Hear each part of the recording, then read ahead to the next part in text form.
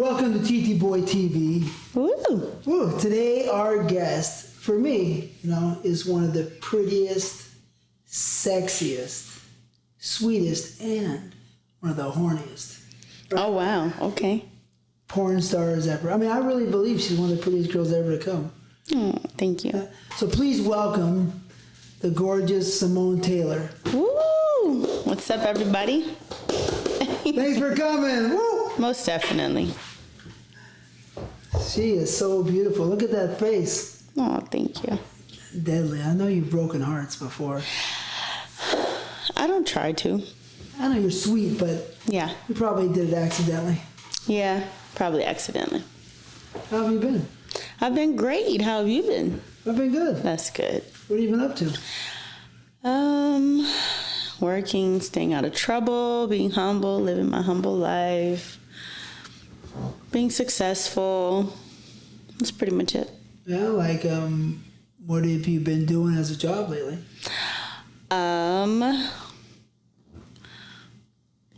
Private things.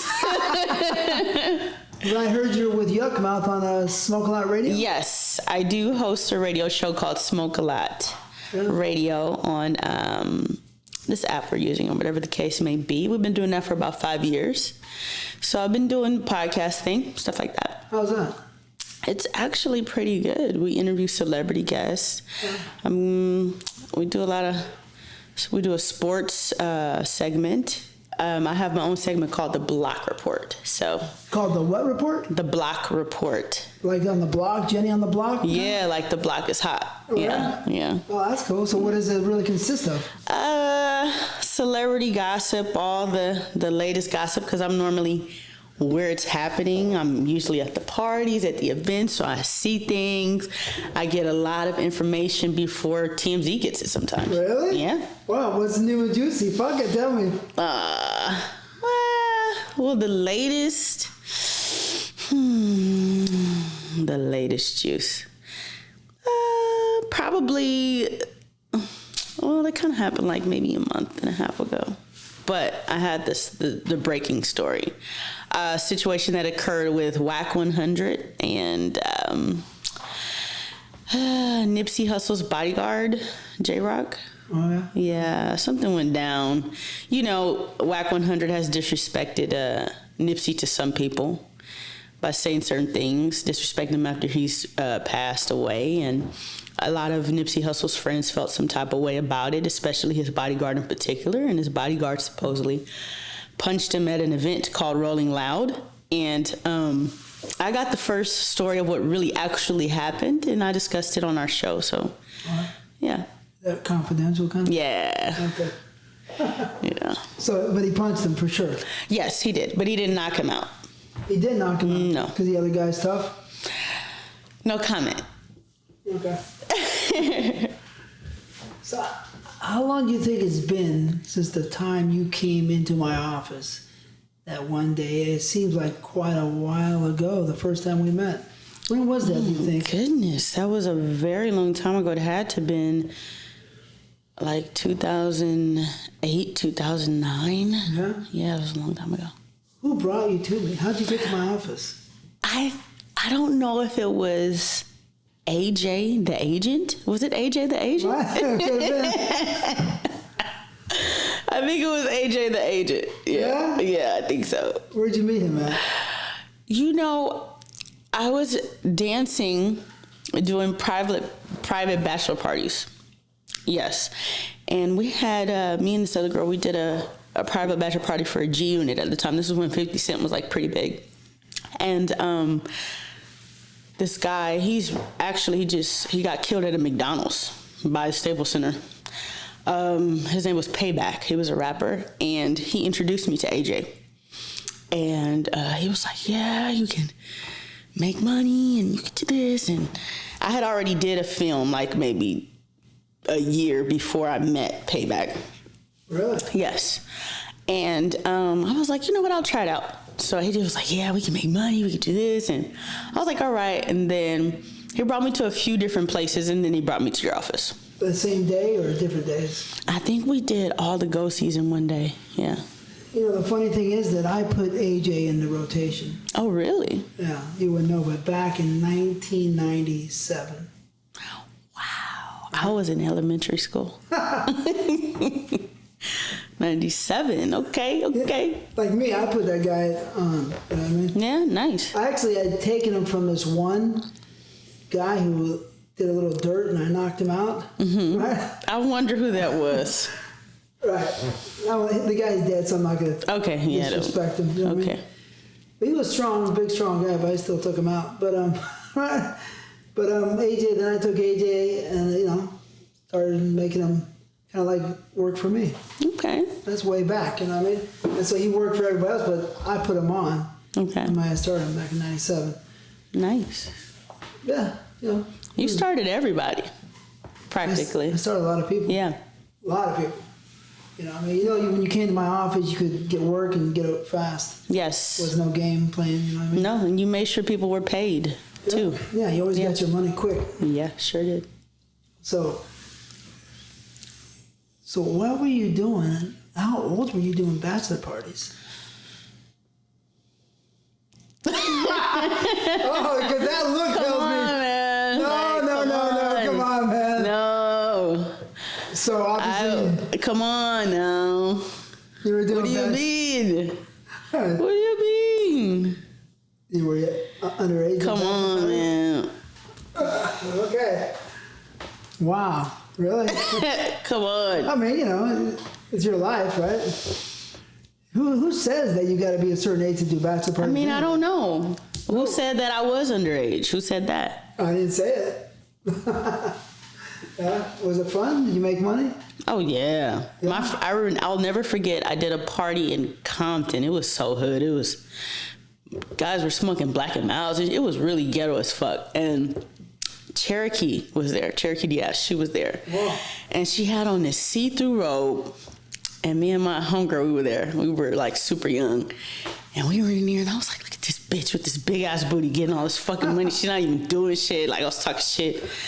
And then it was just crazy. She didn't take no clothes off. And people were I was like, why are they going crazy over her? Like, I didn't know she was a porn star. And I'm just like, man, fuck that bitch, man. Everybody's going crazy over this big bitch. You said that? Yeah, I did. I didn't know her at the time.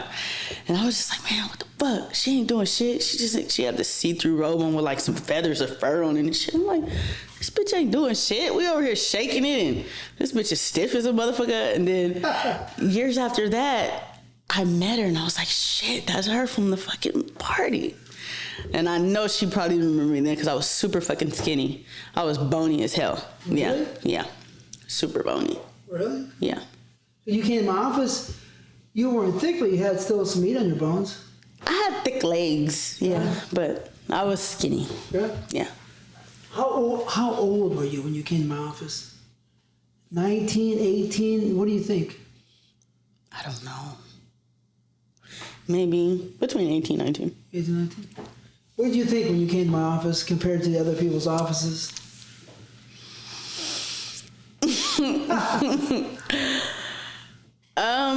You had a professional setting. I'll tell you that. It was very professional. You had your own office. You had your awards. I remember the little shelving behind your desk, and you had an assistant. It was legit. It wasn't like some crumb bum shit. Like, it was legit. It was legit. Yeah. And you were cool.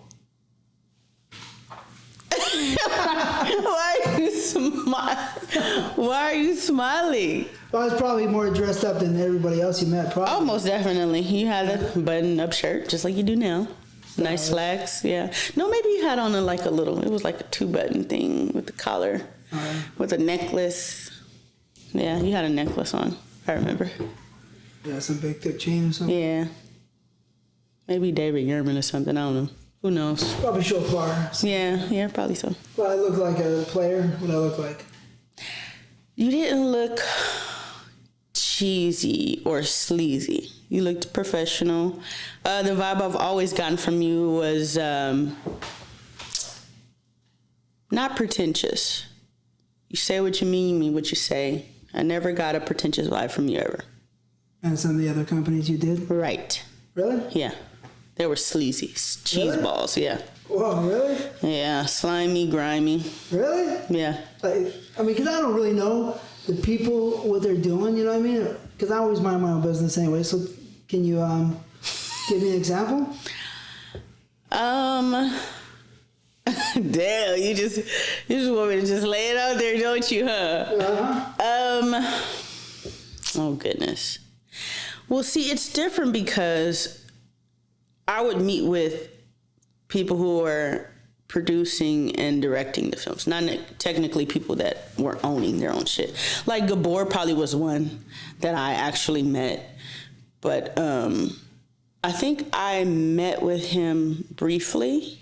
He's the owner of a company. Yeah. He did. He Wave, yeah. Yeah, he's probably about the only one. I'm trying to think who else owned one. I know Terry didn't own it. So it was you, it was Gabor. Who else owned a company that I met? I can't really think of any names, but it was like you and him. He was pretty legit. He was respectful as well. I thought Gabor was a very nice person. Yeah, me too.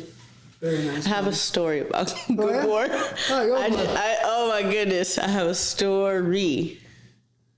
And he loves. Yeah, I know. Yeah, pretty girls like I know. This story is crazy. Oh, I love it. Please. I don't know if I should say it because I think that he's married now. Doesn't matter. He's cool. It does matter. But this is before he was married. Yeah. So whatever happens in Vegas stays in Vegas. Oh, man. It got nothing to do with it now. You know what I mean? Okay, let me break it down then. So, I had shot for Gabor a few times.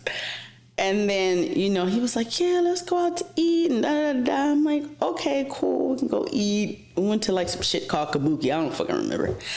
And we had a good time. He was like, yeah, come to my house. And he's like, yeah, I want to take you to Amsterdam and da-da-da-da-da-da. And yeah, we go to the red light district. And I'm just like, oh, okay, whatever.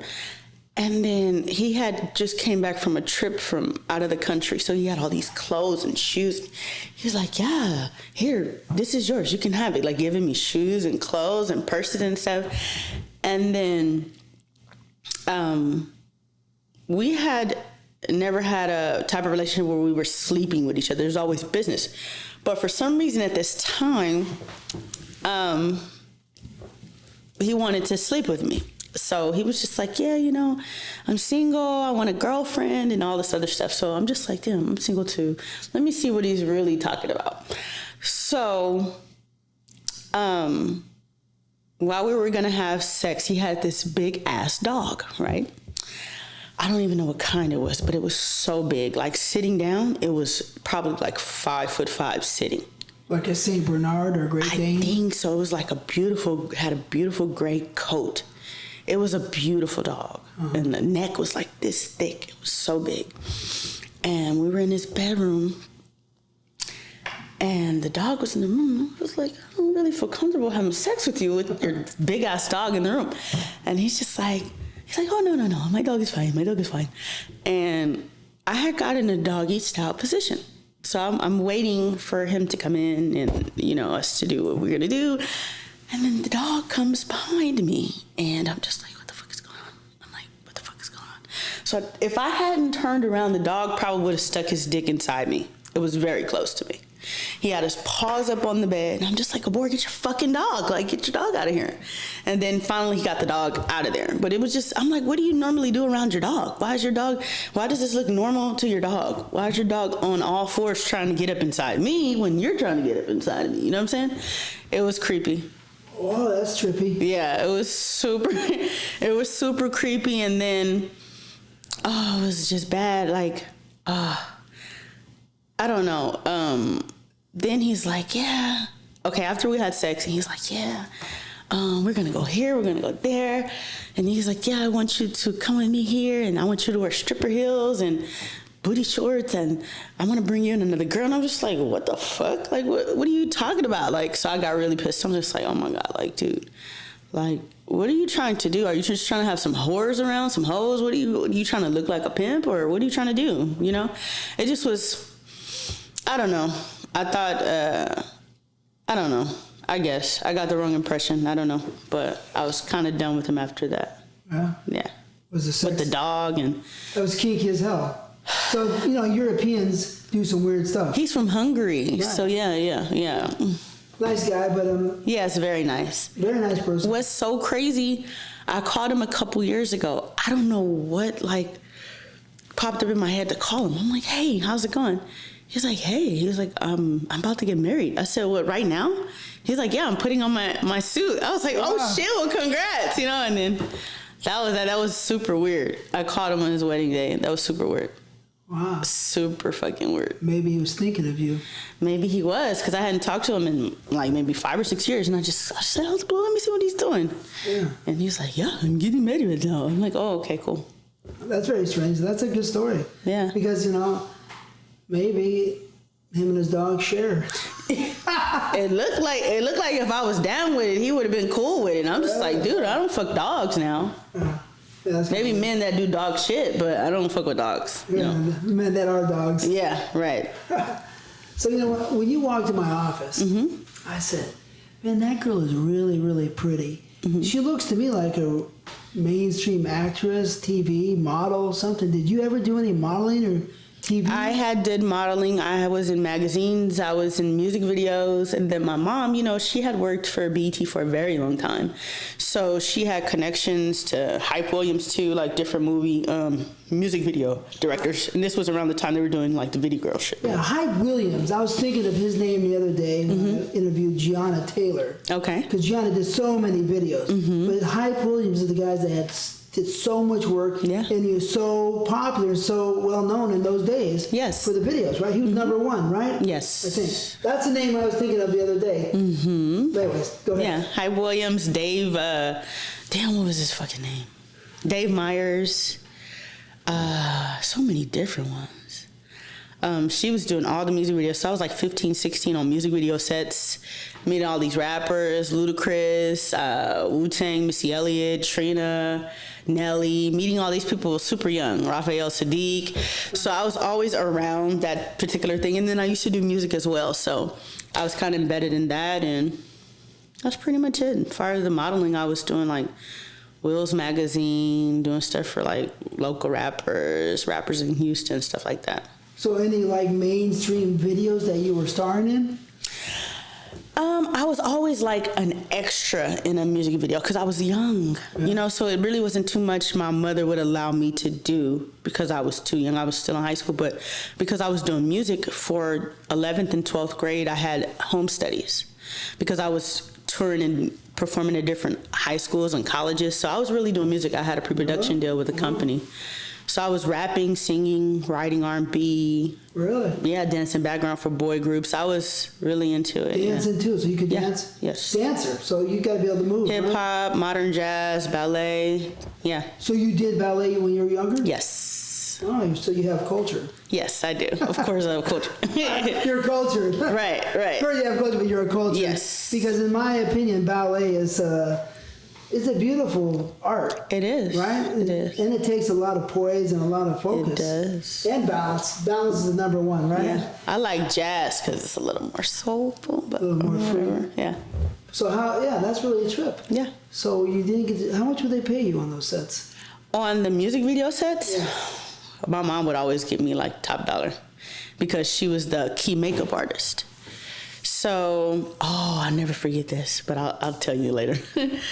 Because my mom, she worked with a lot of porn stars too. Whoa. But I was young. Really? Yeah, she did makeup for Fish and Grits magazine. Dada. She did some stuff with Heather Hunter. She really likes Lexington Steele. Oh, really? My God. And I remember when she found out that I did porn, she was like, have you shot with him? And I was just like, yeah. She's like, oh my God. I was just like, Mom, like you tripping out right now. Really? Yeah, she likes Lexington Steele. Wow. Big time. But as far as getting paid for the music videos, back then extras would get like from $300 to $800. I would get like $1,000. Whoa, really? Yeah, me and my mom, I'll give her like $500 and I'll keep $500 and Really? we'll go shopping, Nordstrom's, Neiman's. Yep. Gangster, huh? Yep. Oh, that's cool. That's exciting. Yeah. So tell me, you wrote your own music, your own songs. Yes. What's your favorite one? What's the name of it? I have not done music in so long. I couldn't even tell you. Your number one favorite song you wrote? You couldn't tell me? I had so many. One that hits your head.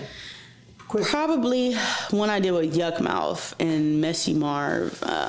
It's called West Coast. It was on Messy Marv's CD, Welcome to the Taliban or something like that. It's in Best Buy right now, I think, still. Really? Yeah. And this is lately? No, this was years ago. Oh, years ago? Yeah. How long ago? Shit, like 8 years ago? Shit, I don't fucking know. It was a long time ago. Because he did music for me, you know that. Yeah, I seen the bubble bounce. What was it called? Big Butt Bounce. Big Butt Bounce. Yeah. Yeah. I love that song. In my opinion, the song he did, that one song he did for me, is the best music I have in all my library for Evasive Angles. Okay. And I have 100 songs from different rappers, artists. But that is my favorite one. It has Yuck Mouth, Drew Down, E Black, and another guy. Nice. Right? But you heard that song before? Yes, I heard it. What'd you think of it? I liked it. It's good, right? Yeah, it's good. All right. Big Butt Bounce number 2, Fat Ass Hydraulics. Evasive Angles. Anyways. I mean, let's So let me just, funny. I really like that song. I know. I can tell. Let me pull that thing up. The music was really nice. Yuck wasn't playing around. Yeah. No, he's always serious about his I shit. appreciate his seriousness. Yeah. Because I'm not that guy to play. Right. And I like people that want to come to work. Yeah. I know. Yeah, some people don't. Some rappers, believe me. Yeah.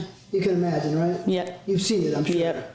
Smoking too much weed, fucking around, not doing your work. Yep. But here's...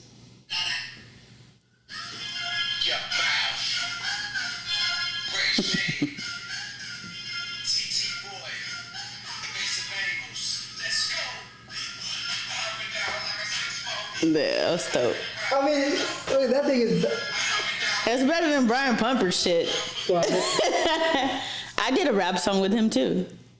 It was, yeah. if you look at the quality of the video I shot here, in my opinion, it's up there with most of the videos that did well. Yeah. And much better than the videos that are being made today. Oh my goodness, yes.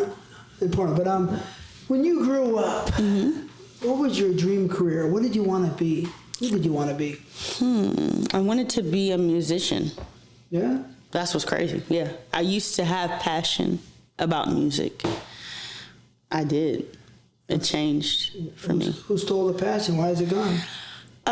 Being a young female in the industry and being around adults, you get taken advantage of. It's a lot more easier for women to come into the game now than it was back then. Back then it was like bitches had to fuck people and shit to get a hot record or to be, you had to damn near kind of like sell your soul to be recognized in the music industry as a woman.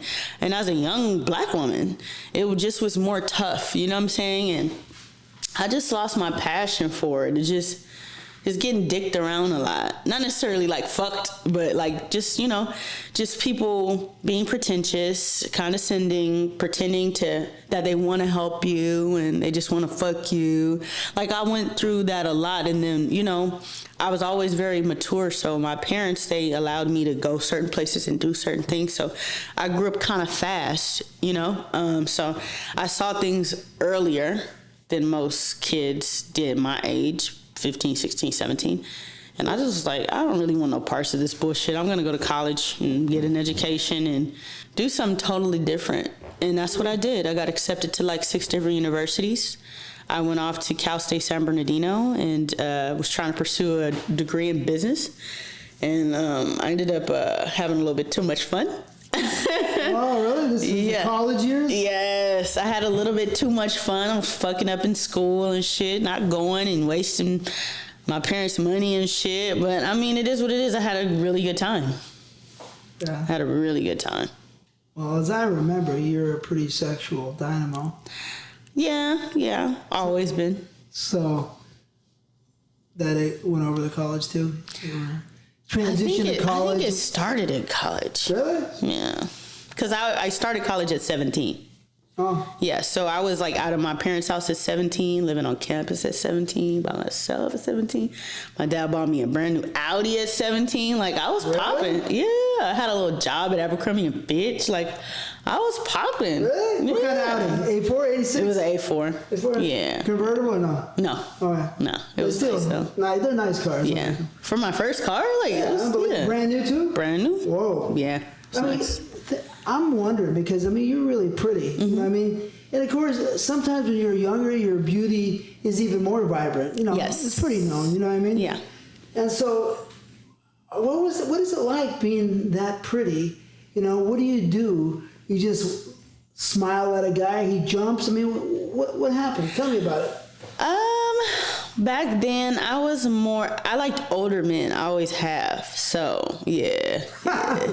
Like the younger guys, they had to be jocks. That was the only way I would talk to a young guy. He had to be a jock. He had to be like the star on the basketball team or a star on the football team. Like if he was not one of those types, then what the fuck am I gonna do with you? Really? Yeah, hell yeah. No scrubs? No scrubs. No guys on the passenger side. No, I didn't do none of that. No? Nah, but I dated a lot of older men when I was young. Starting at what age? Come on, TT, man. Oh, You're this is killing me real, with this man. shit. You're killing me Come with on. this shit. Like, come on. Come on, man. Yeah, no, people lay it out. Come on. It's not a big deal. But the thing is, don't get it twisted. The people like people. And Right. if I like somebody, when I was younger, the older girls liked me and I loved them. Like, you know, it's like, what is this? Some kind of Nazi world? It's not a Nazi world. It's a free world. You ever heard of it? Called free society, freedom of speech right there, everything. So it's all good. It's normal.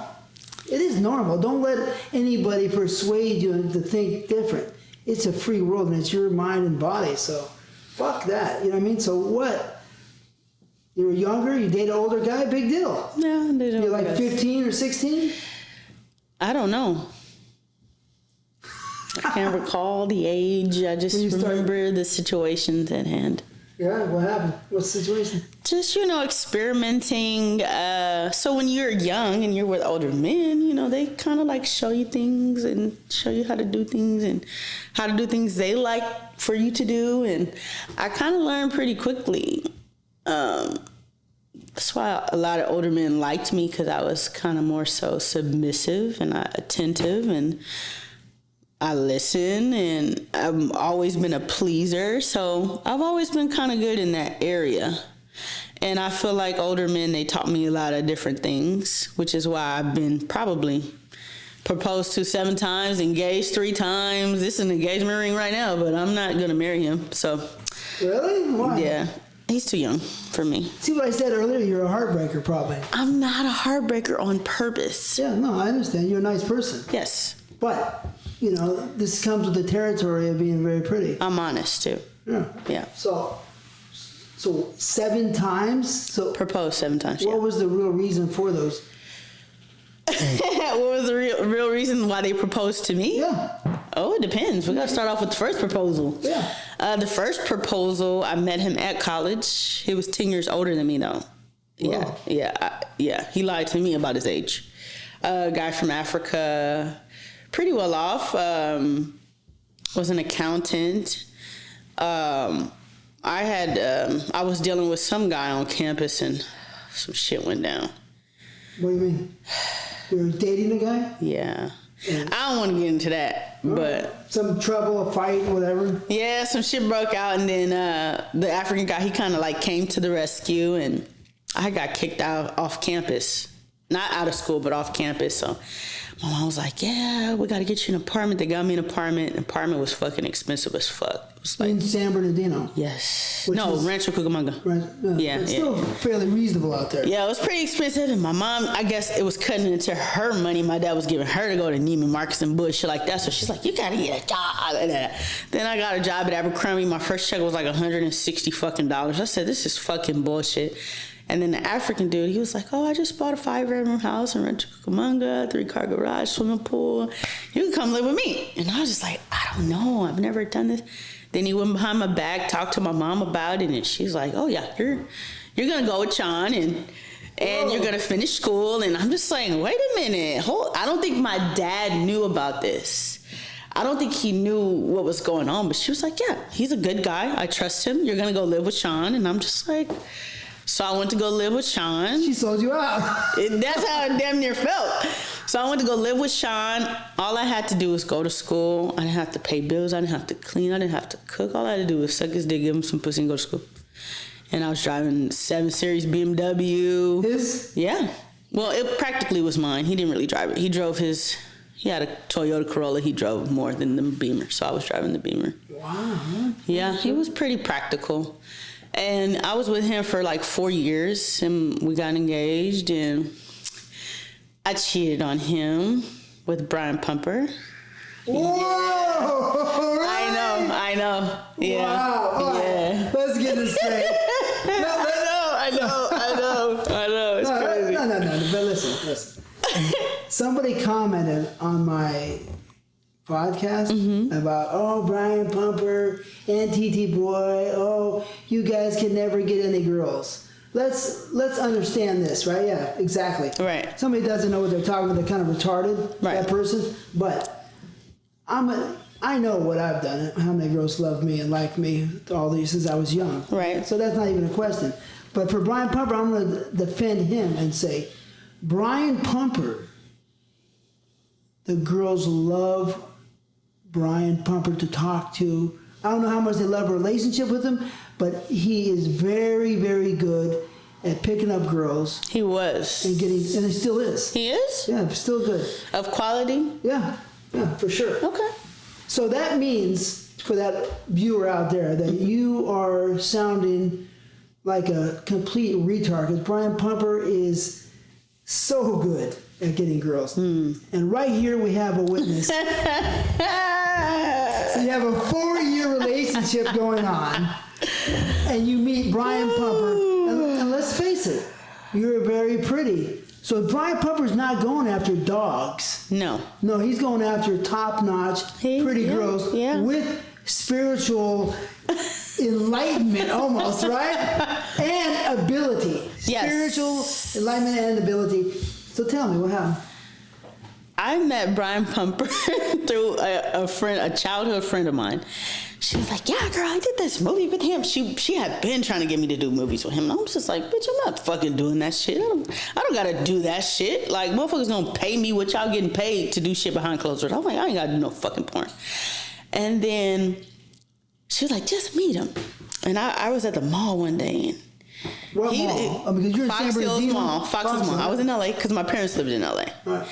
So I met him, and he was just buff, and he had these chains on, and he had a really handsome face and a nice shape up, line up, whatever. And I was like, ooh, who's that? Like, you know. He's like, yeah, what's up? My name is Brian. And I'm like, oh, okay. He was like, here's my card. You're really pretty. I would love to hang out with you. And, you know, I'm like, okay, let's hang out. Me and him started hanging out. Oh, we were having so much fun. We were going to the fucking nightclubs, all the parties. Like, we were having a good fucking time, and I was so bored with the other guy in Rancho Cucamonga. Like, Brian was like a breath of fresh air, because I'm like, damn, I could be a little slut if I want to be. I could wear stripper heels, booty shorts, go to the club, wear dog leashes, do all kind of shit, just do all the shit that I want to do, right? And, like, we really liked each other. Like, he would be cooking me cinnamon rolls. Like, for his birthday, I would go out and buy him, like, Nikes, all kind of shit. Like, it was a really nice situation. So this was a little bit of a relationship. Yes, it was. I was with him, like, every other day. Yeah. How long did that last? Ooh.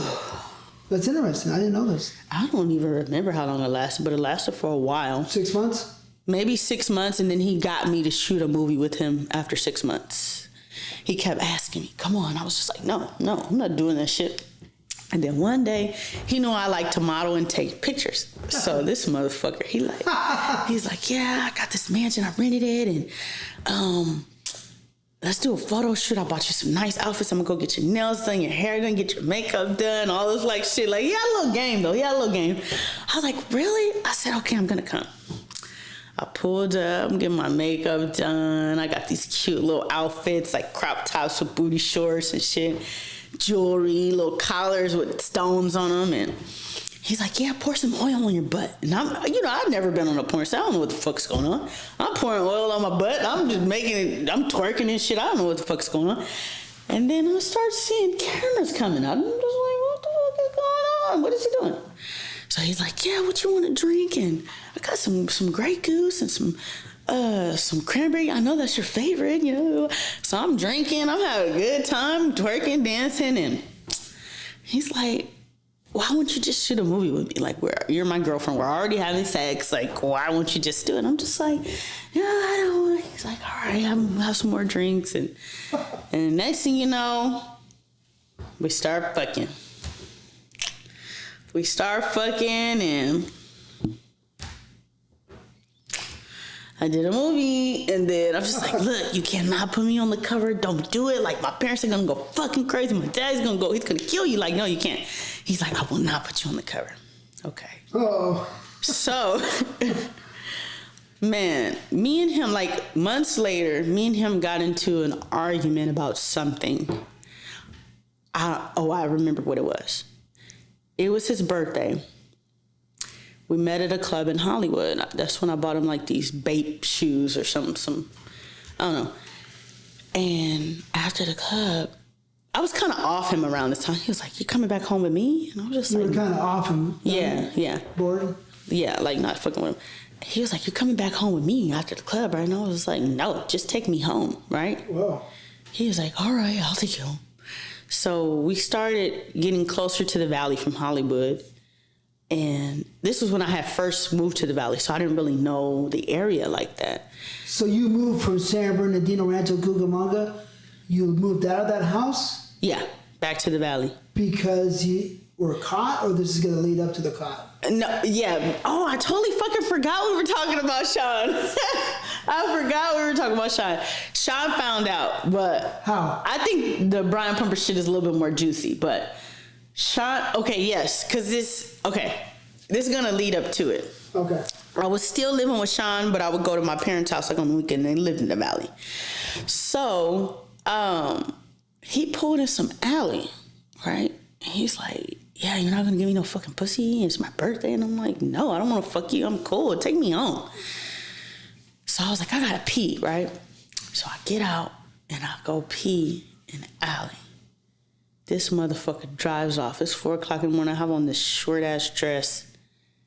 And he drives off because I wouldn't let him have sex with me. So while he's driving off, he's like, yeah, I'm gonna print the movie out and I'm gonna put it on your parents' doorstep and did it. I said, oh, okay.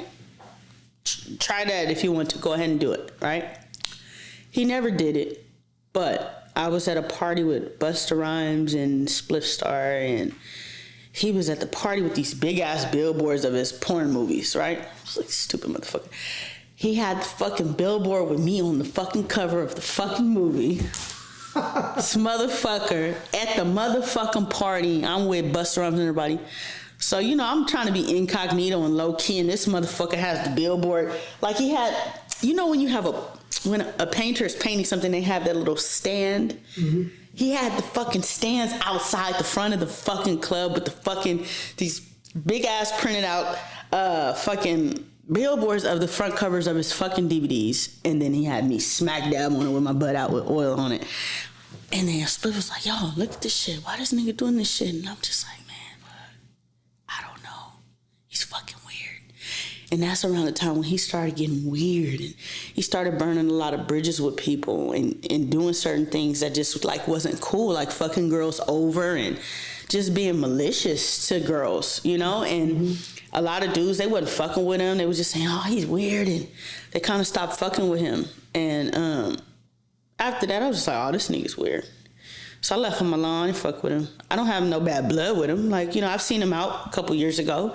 He was trying to get in his car, and then the door wouldn't open, so he had to climb through the other door to get in. And it was a weird situation. I was just like, damn, like, this is Brian Pumper? Like, you can't even get in your car. Like, that shit, not even power windows or some shit. Some shit was going on. I don't know. But I just was like, damn, like, this is what's become of you. Maybe it's your karma for trying to fuck people over, you know? I don't know. But the dude I was engaged to, he found out I did the movie because I was on the fucking cover. So now he's like, you're hanging out with this motherfucker and you're doing this. And he started finding shit out, looking on social media, on MySpace and all this shit. He started seeing pictures of me on Pumper, and Another thing Pumper did. He took me to AVN one time. He took me to AVN and to Vegas Awards. Yes, and we were at the convention. I'll never fucking forget this shit. I'll never forget this shit. This is when I officially met Cherokee, right?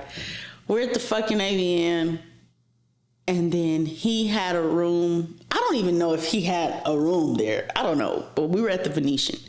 It was CJ Wright, Rico Strong. Now, I've known Rico Strong since I was like 14, 15 years old because he used to dance. I used to dance like hip hop. Oh, really? Yeah, he used to clown dance, like crump dance and stuff like that. So I knew him back then.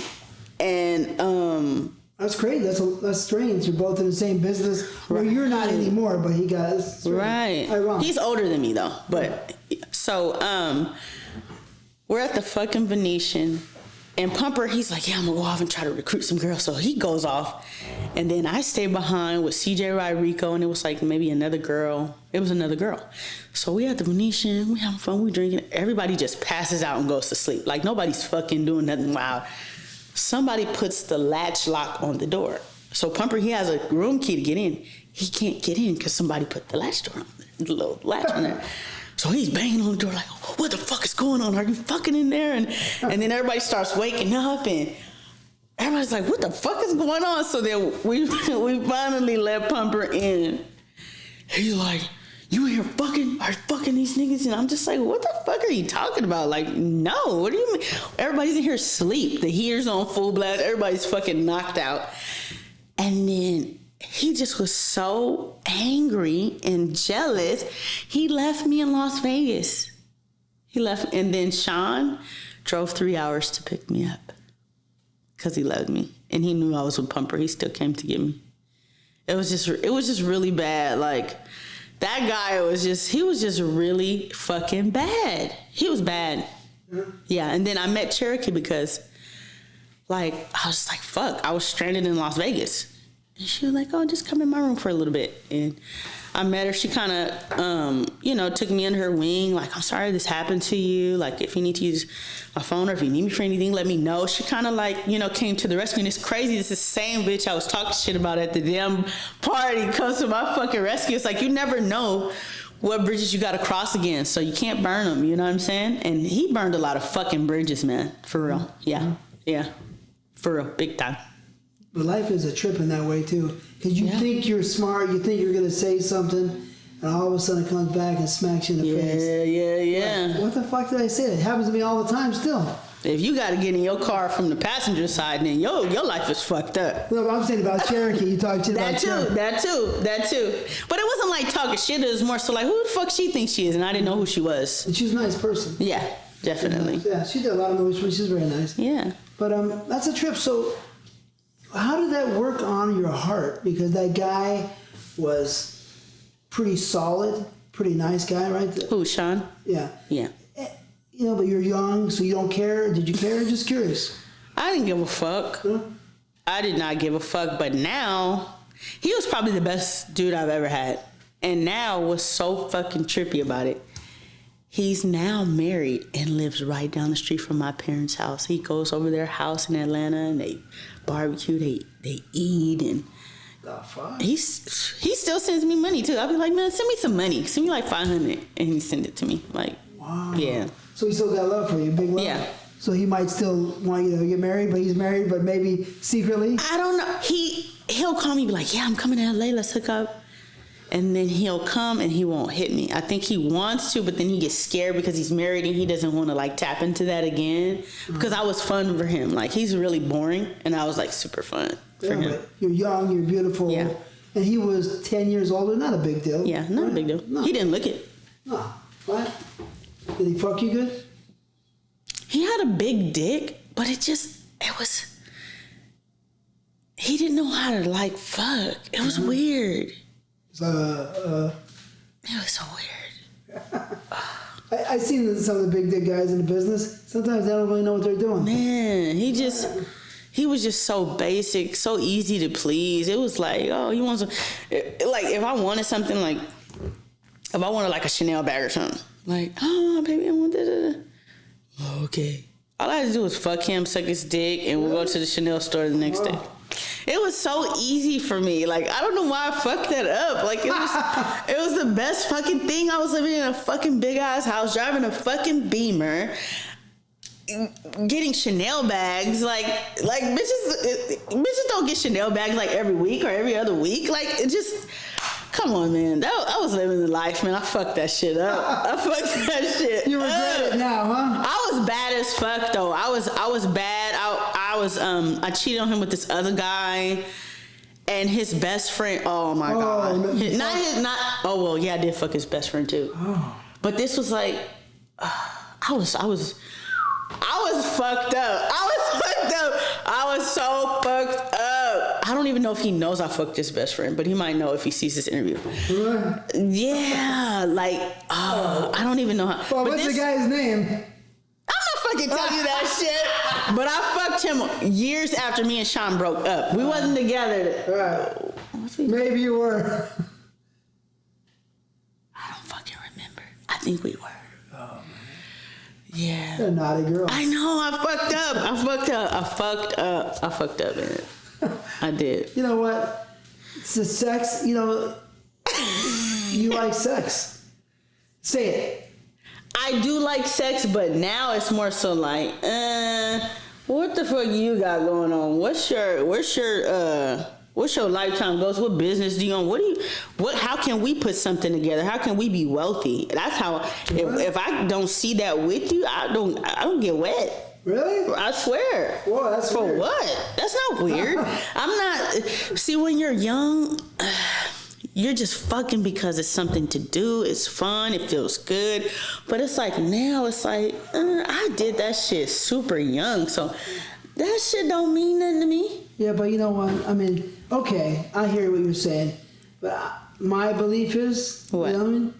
That right now, the energy and the ideas in the air are all about that instead of pureness, just like pure joy, enjoy each other, you know what I mean? Man, fuck that, because in a night of enjoyment can be a years full of pain. You have to be careful with who you laying down with. And not only that, it's people's spiritual energy. When you have sex with somebody, you're sharing the same energy. Whatever negative energies they have, it latches onto you. So you also have to be careful with who you're sleeping with. Like with porn, you're doing all this to, appeal to your fan base. But at the end of the day, what is it doing to your soul? What is it doing to yourself? What is it doing to your energy, to your peace of mind? It's like, yeah, you're getting a check. But at the end of the day, what do you really want? What are you really getting from this besides a check? Is this filling a void for you, or is this just something to do, or do you love to do it? Like, everybody's in porn for different reasons. Me, I was in porn because it was easy money. It was fast to get. I'm a hustler, and that's it. I mean, before I was 21, I was at clubs popping bottles, flying here, flying there, flying out the country. I mean, just paying for everything for myself. Whatever, I'm wearing Rolexes. Like, before I was even 21, I had a Rolex watch. You buy your own Rolex? Yes. Or did Sean buy it? No, I bought my own Rolex watch. So, I mean, I just, no. I have to, I can't just fuck anybody. Like, my mind is not there anymore. It's like, do we have a connection? You know what I'm saying? Mm-hmm. If we don't have a connection, what are we doing? I don't know, but I this is one of these situations for me that is very touchy, right? Because maybe when you get older, you change, but I don't want to have that idea of change. I still like to think that the pureness and the love of man and woman, you know what I mean? Just the organic, happiness, just freedom, free, without any kind of back thoughts or But back you can story. be free and not just let everybody fuck you or fuck everybody. You can be free and it could still be an organic situation. You just might want it to have a little bit more meaning. That doesn't mean that your freedom is gone, that you're not free. Everybody just is, I mean, maybe, but in a little way, you're blocking that freedom because you're blocking any love and sex with some guy who, I'm not defending. Who's gonna bullshit and waste your fucking time? Exactly. You might have a good time with. Man, fuck all that. All these motherfuckers want to do is waste your fucking time. Yeah.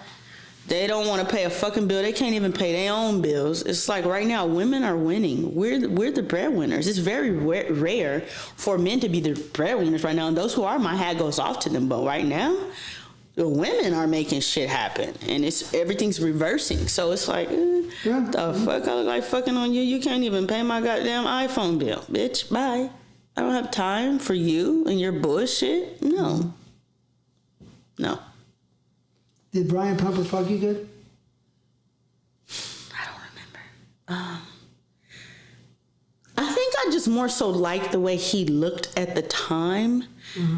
It was an attraction there, so I mean, any dick felt good to me because my pussy always been tight. So it don't matter if it was little, small, big. It always felt good to me. So. But some people could put the passion, do different things, different tricks, right? I'm just guessing. Mm-hmm. Oh my God, you're hilarious. Oh, you're hilarious. I'm just guessing. Is that true? Mm-hmm. I'm not saying me. I didn't say you either. I'm just saying it's true. You're funny. All right. So you broke 6 other guys' hearts besides Sean? No. After Sean, it was some other African guy, and then I found out he was a fucking scam artist. Oh. He owned like. Is he from Nigeria? Yes. Yeah.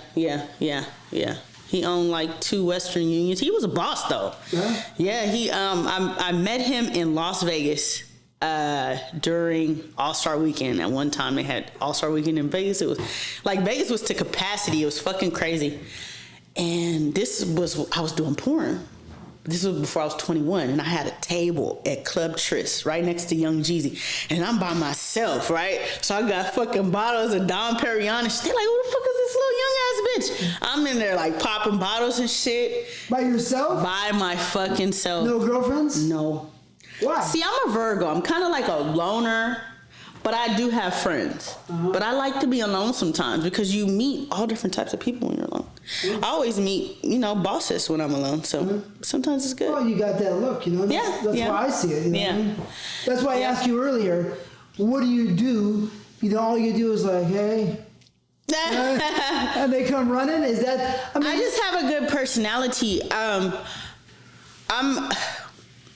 When I don't speak, people are intimidated by me or they feel afraid to approach me. But when they hear me speak, they're like, oh, okay, hi, how's it going? Especially white guys. Oh my God. They be so fucking scared to say something. They always looking and shit, but they be so scared to say something like, fucking speak to me. Or I'm at Equinox trying to work out and shit. They just be working out and shit. And then I walk by, I'm like, hey, how's it going? And oh, hi. It's so weird. Like, but when people hear me speak, then it's like, okay, they're more comfortable, I guess. I don't know. Yeah. You funny. You funny as shit. The Latin guys. If you're in New York, I'm just guessing the Puerto Ricans or something's going to say, hey, mama. Yes or no? I ain't been in New York in a long time. All right.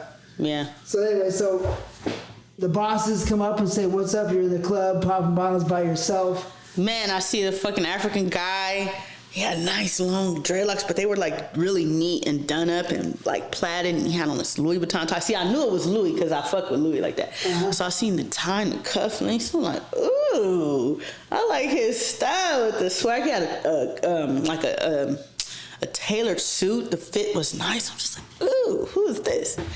And then we were talking, and then he came to my section, and I'm like, yeah. He's like, you got this section? I was like, yeah. He was like, fuck it. He's like, I'm gonna buy more champagne. So he bought more champagne, and then Young Jeezy's like to the side of us, and they're throwing ones and shit, like on people like $1 bills. He's like, baby, you wanna see something? I'm gonna show these motherfuckers how we do it in Nigeria. He starts throwing hundreds and shit, and they start going on Young Jeezy's crew, right? So they turn around looking. He's like this. Like throwing money on them like they're bitches and shit. And they jump over the ropes and they start fucking him up. So I'm drunk. I'm like, nah, y'all get off him. So then I start fighting. They start fucking me up. We got fucked up that night. They whipped our ass in that club. Young Jeezy jumped over? Not his bodyguards and his crew did. Yeah. We got fucked up. They You got punched out? Yeah, I had a knot on my head. It was bad, but it was worth it. And that night I was like, yeah, I'm fucking with you. He was like, yeah, I like you. You have my back. So I was like, I wasn't gonna let them beat you up. You know, I had to jump in, and then after that, we walked out of the fucking Wynn Hotel, and they start fucking shooting. Some people were shooting. This was on the news and everything. They were shooting in front of the Wynn Hotel All-Star Weekend in Las Vegas. You don't remember that? What year was this? You can Google it. Shooting in front of... Like 14 or 15? I heard something. I don't remember when this was. This was a while ago. They were shooting in front of the fucking Wynn Hotel. And so, what happened? I mean, you ducked? Man, of course I dug. He had a fucking glass of fucking Hennessy and shit. He was jumping, but he kept that Hennessy in his hand the whole fucking night. It was fucking hilarious. And then after that, he was like, yeah, I live in Dallas. Come see me. He was flying me to Dallas all the time. And then we started fucking around until he found out I was fucking with some basketball player. And then we kind of like broke up. It was bad. But he was a scammer, but he was cool. He was a scammer, for sure. I didn't know that, though. But it don't matter. He was cool to you. So He was cool as fuck. Yeah. He was cool as fuck. I miss him, actually. He's married now, too. Everybody's fucking married now. What the fuck is going on? Is this 17? No. I think it was. Yeah? Yeah. But that was just recently then. 2017? Yeah, that's No, that's not recent. Wow, pretty recent, you know? Yeah. It was fucking crazy. Like, Vegas was turned up. They were shooting and shit. It was fucking crazy. So that guy proposed to you too? Yes, he did. And then he caught you cheating with a basketball player? Yeah. Professional? Yeah. Why'd you do that? Why'd I do what? Because I'm fucking young. It's a fucking basketball player. What do you mean? How young were you? What bitch wouldn't cheat on that man with a fucking basketball player? What do you mean? The guy from Nigeria, fuck you good. He ate my pussy good. Yeah, he couldn't He fuck wasn't circumcised. I didn't really like that. you. All right. I didn't like that. His dick looked like a motherfucking turtleneck. It didn't look good. It looked bad.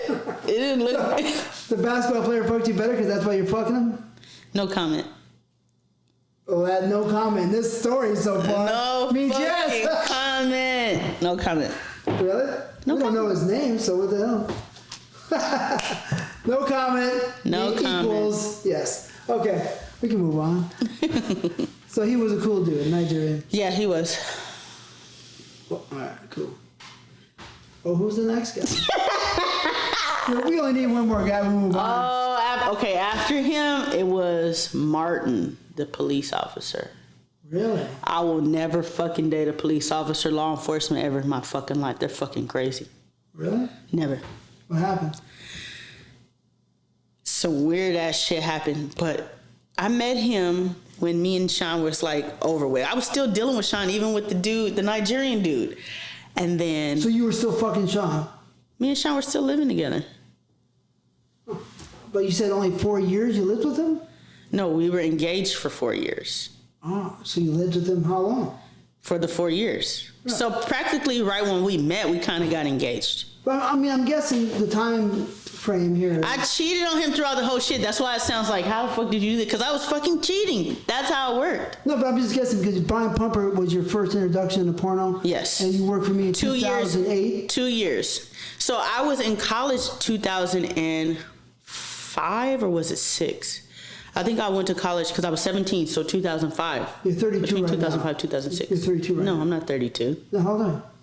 Motherfucker, I ain't 32, but I ain't about to tell the world. You can look it up, but I ain't 32. No? No. 30? How the fuck you gonna tell my fucking age? What the fuck? No, I'm not 32 though. All right, let me look it up. Oh my fucking goodness. Here we go with the shenanigans. And what's your birthday? August 31st. What year? Man, what the fuck does it matter? Jeez. Well, everybody likes to know. So it says here, August 31st, 1987. I'm not 32 though. No? It's August. I mean, you're saying you're younger or you're saying you're older? TT, stop fucking asking me my age. It doesn't matter. You look like you're about 22. Aw, thank you. Aw. All right, so is that better? So you were, I'm just trying to get the time frame down. You met Pumper, you did some movies for him. then after Pumper, you must have came to me pretty much after that, I'm guessing. Obviously. Yeah, you know what I mean? I came to you around the time I think I met you before I was even 22. Yeah, I met you when I was young. I met Pumper when I was young. Yeah. So, yeah, I came to you around the same time.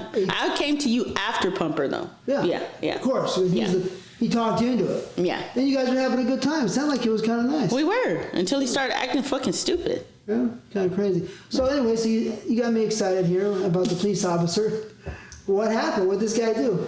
He obviously was stalking you with, intelligence, I'm guessing.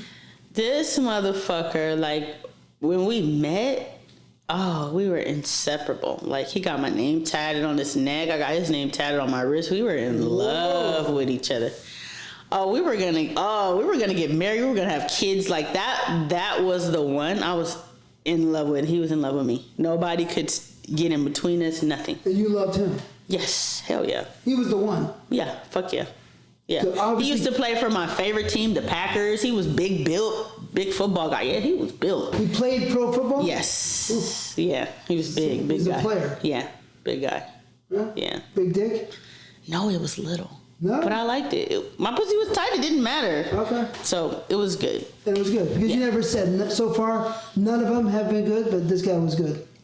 I was better. I made it good. Okay. It's different when you're in love with somebody. It's like you have the passion, so it doesn't matter if their dick's little or not. You're gonna love the sex. It doesn't matter if you love them. You're gonna just love it. It's just okay.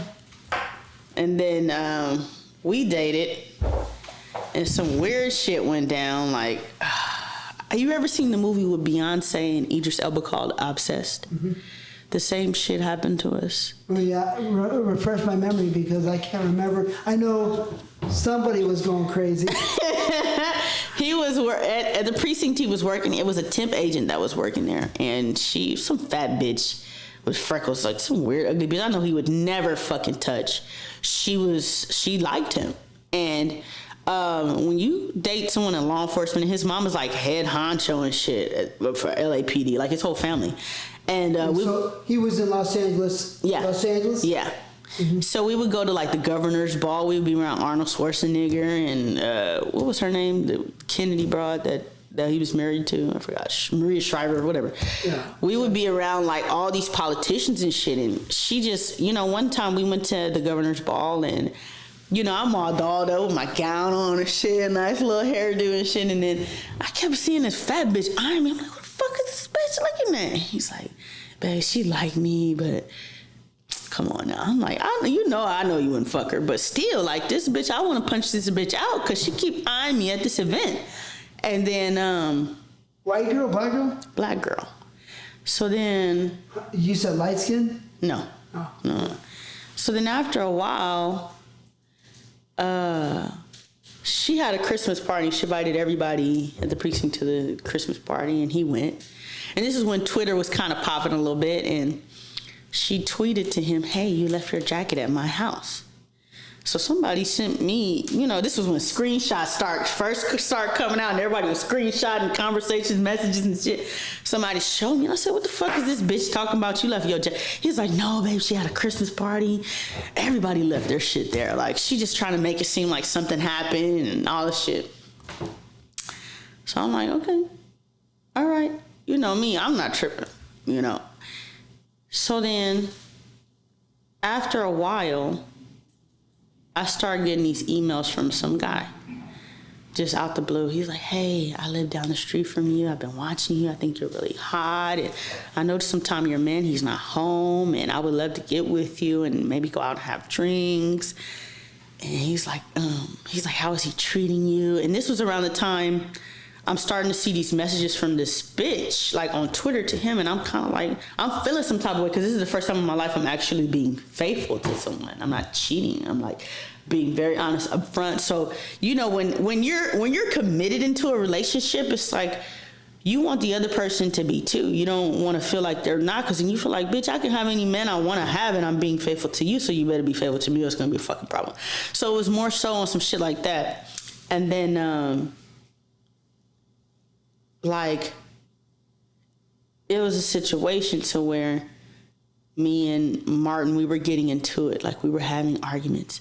I had found a condom in the trash can. We weren't using condoms. So I'm like, fuck Magnum. Like, bitch, you can't even fit a Magnum condom. Your dick is so fucking little. No, come on, really? No, he can't fit no fucking Magnum. So. Oh, no, that sucks. This is a big dude. Yeah. 6'2", 6'3"? It's like 6'2". 6'2", Yeah. big. I didn't think to actually look at the condom at the time. I just saw it and I fucking flipped. And I said, you fucking doing this? We fucking fighting, tussling, and we're in the bathroom and I'm curling my hair. And then I grabbed the fucking curlers and I go like this and I burned him right on the fucking forehead.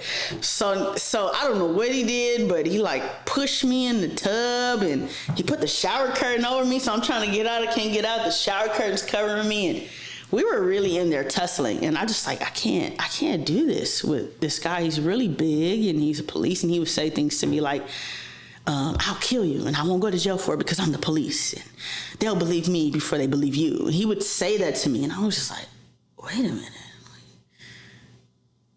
I better be careful. You know what I'm saying? So then I kind of like, I stopped initiating the arguments and the fights. I was just like, let me just be cool and just see what's going on. I said, because I don't think this is going to go too far because of the things he's saying to me. So while we're going through all this, he's like, the condom's not mine. And he started calling his brother. He's like, did you leave this in here? And she's tripping. And he's crying to me. He's like, it's not my condom. And I don't believe it. I'm mad now. Now I'm flying to Dallas. Man, going back and forth seeing the Nigerian. I'm still going back and forth to Dallas fucking with him too. And coming back with new Louis bags. And he's like, what the fuck, where'd you get this from? It's like, I bought it. Oh, you don't fucking buy it. I'm like, yeah, I did. Who's giving you money? What the fuck are you doing? So he's on me now. I'm coming home with Christian Louboutin shoes and shit. And he's just like, what the fuck's going on? And we were arguing about that. And then the guy who was emailing me, he kept saying, meet me. He kept trying to get me to meet him. And it was kind of weird. He's like, I'm your biggest fan. And I drive a green Bentley. And I would see a guy in a green Bentley. So I'm like, damn, is this the dude? So I just was like, I wasn't feeling it. I said, you know what? I don't think we should continue this conversation via email anymore. I said, you're kind of creeping me out.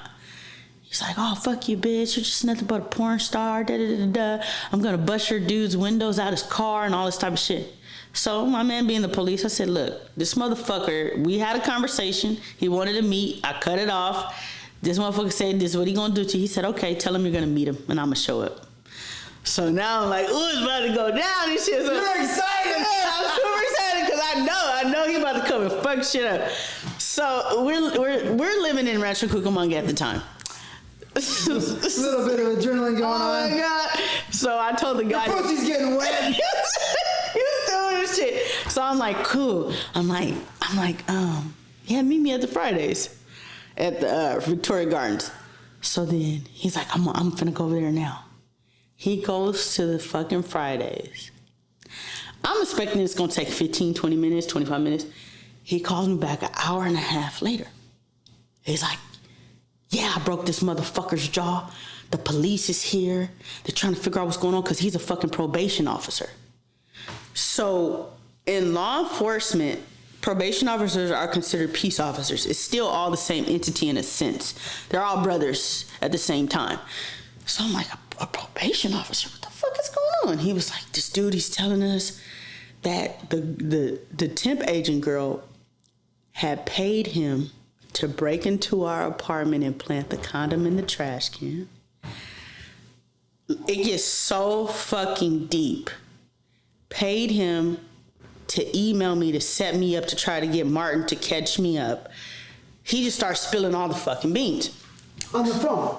No, in person at the Fridays. Because when they got into a fight, the police came in. When the police looked their name, they're like, well, you guys are the fucking police. What the fuck is going on? So the guy starts spilling the beans and then they got put on suspension from work because of this. So who did? Martin and the other guy.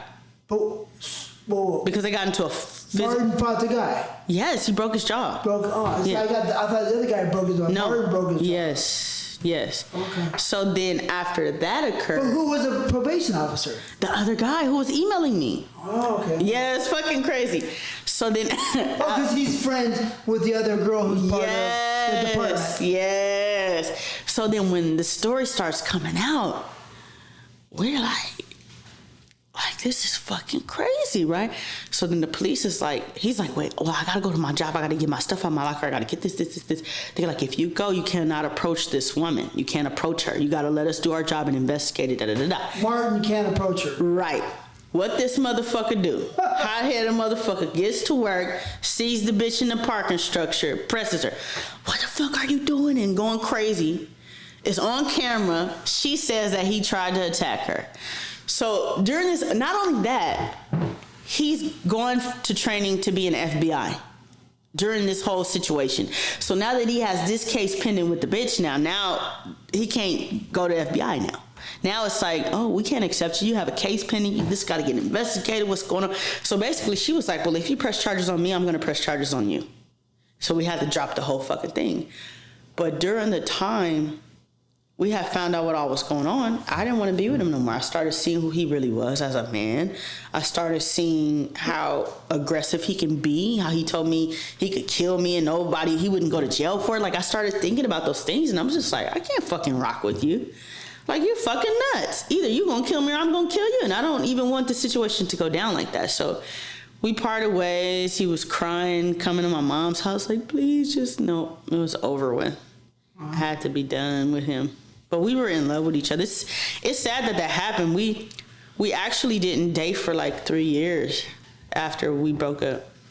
Yeah, it was really heartbreaking.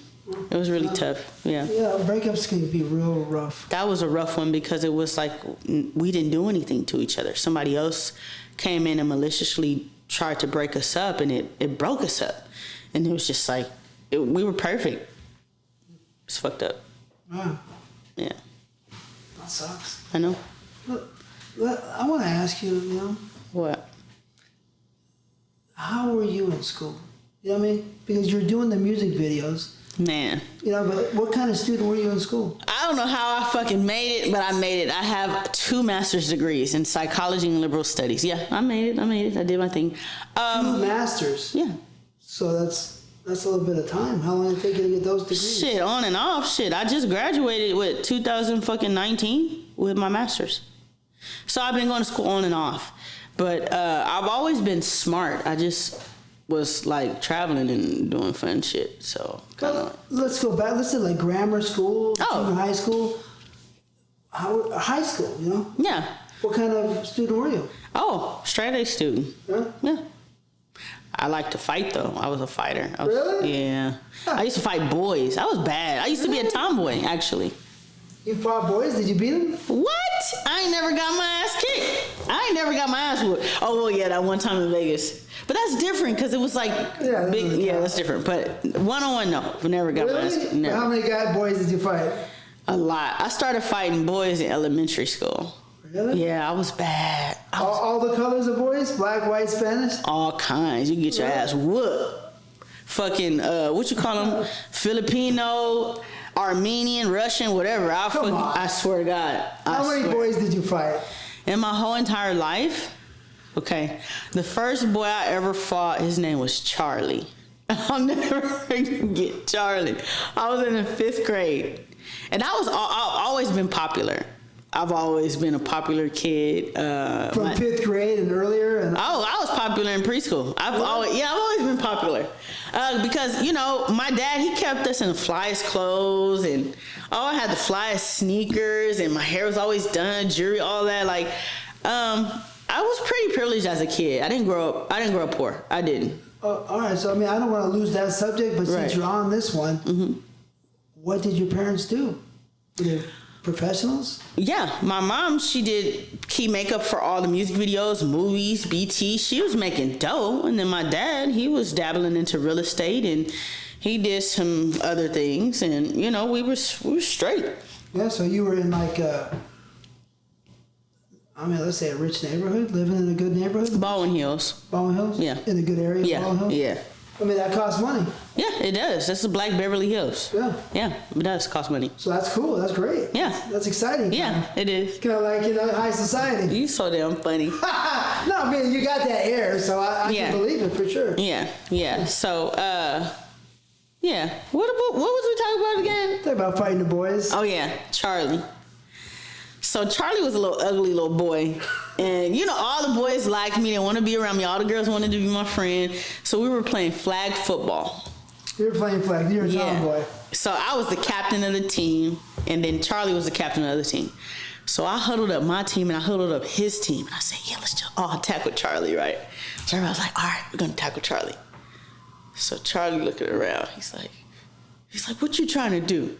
I said, nothing, man. Just line up. Let's go. So everybody gets in formation. And then somebody throws the ball, and we all just tackle Charlie. We hit this kid so hard, like we knocked the wind out of him. When you're a kid, you don't feel bad for shit. You just doing kid shit. Oh man, we knocked the wind out of him. They had to have somebody come take him downstairs, pick him up, take him downstairs.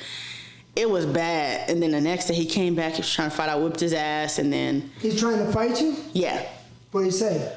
He just walked up, just ran up, trying to punch me, and I just fucked his ass up. And then With what? What'd you do? I mean, I'm just with my fist. a couple of left, right, or just Man, Like what? Because I'm the baby out of all my siblings, and I have brothers, so I used to fight with them. I used to fuck their ass up too. Really? Yeah. What? Did you ever take martial arts? No. No, just natural. No, the street shit. I don't fuck with that bullshit. That dude just all the no street shit. Street shit. Well, street shit can get you fucked up if you don't be careful. It can, but nah, street shit. So Just swinging those things. yeah. So I remember they were trying to suspend me and Charlie from school, and then Did you fight? Did you hurt him? yeah. Bloody his nose? Yeah, lip too. Really? And then my teacher, Mr. Sirazawa, he was Asian. That's a Japanese, probably. Huh? Yeah. So it was my mom, and it was Charlie, and it was Mr. Sirazawa and me. His parents didn't come for some reason. So Mr. Sirazawa was like, yeah, we can't suspend her. She has all A's. Like, we can't do that.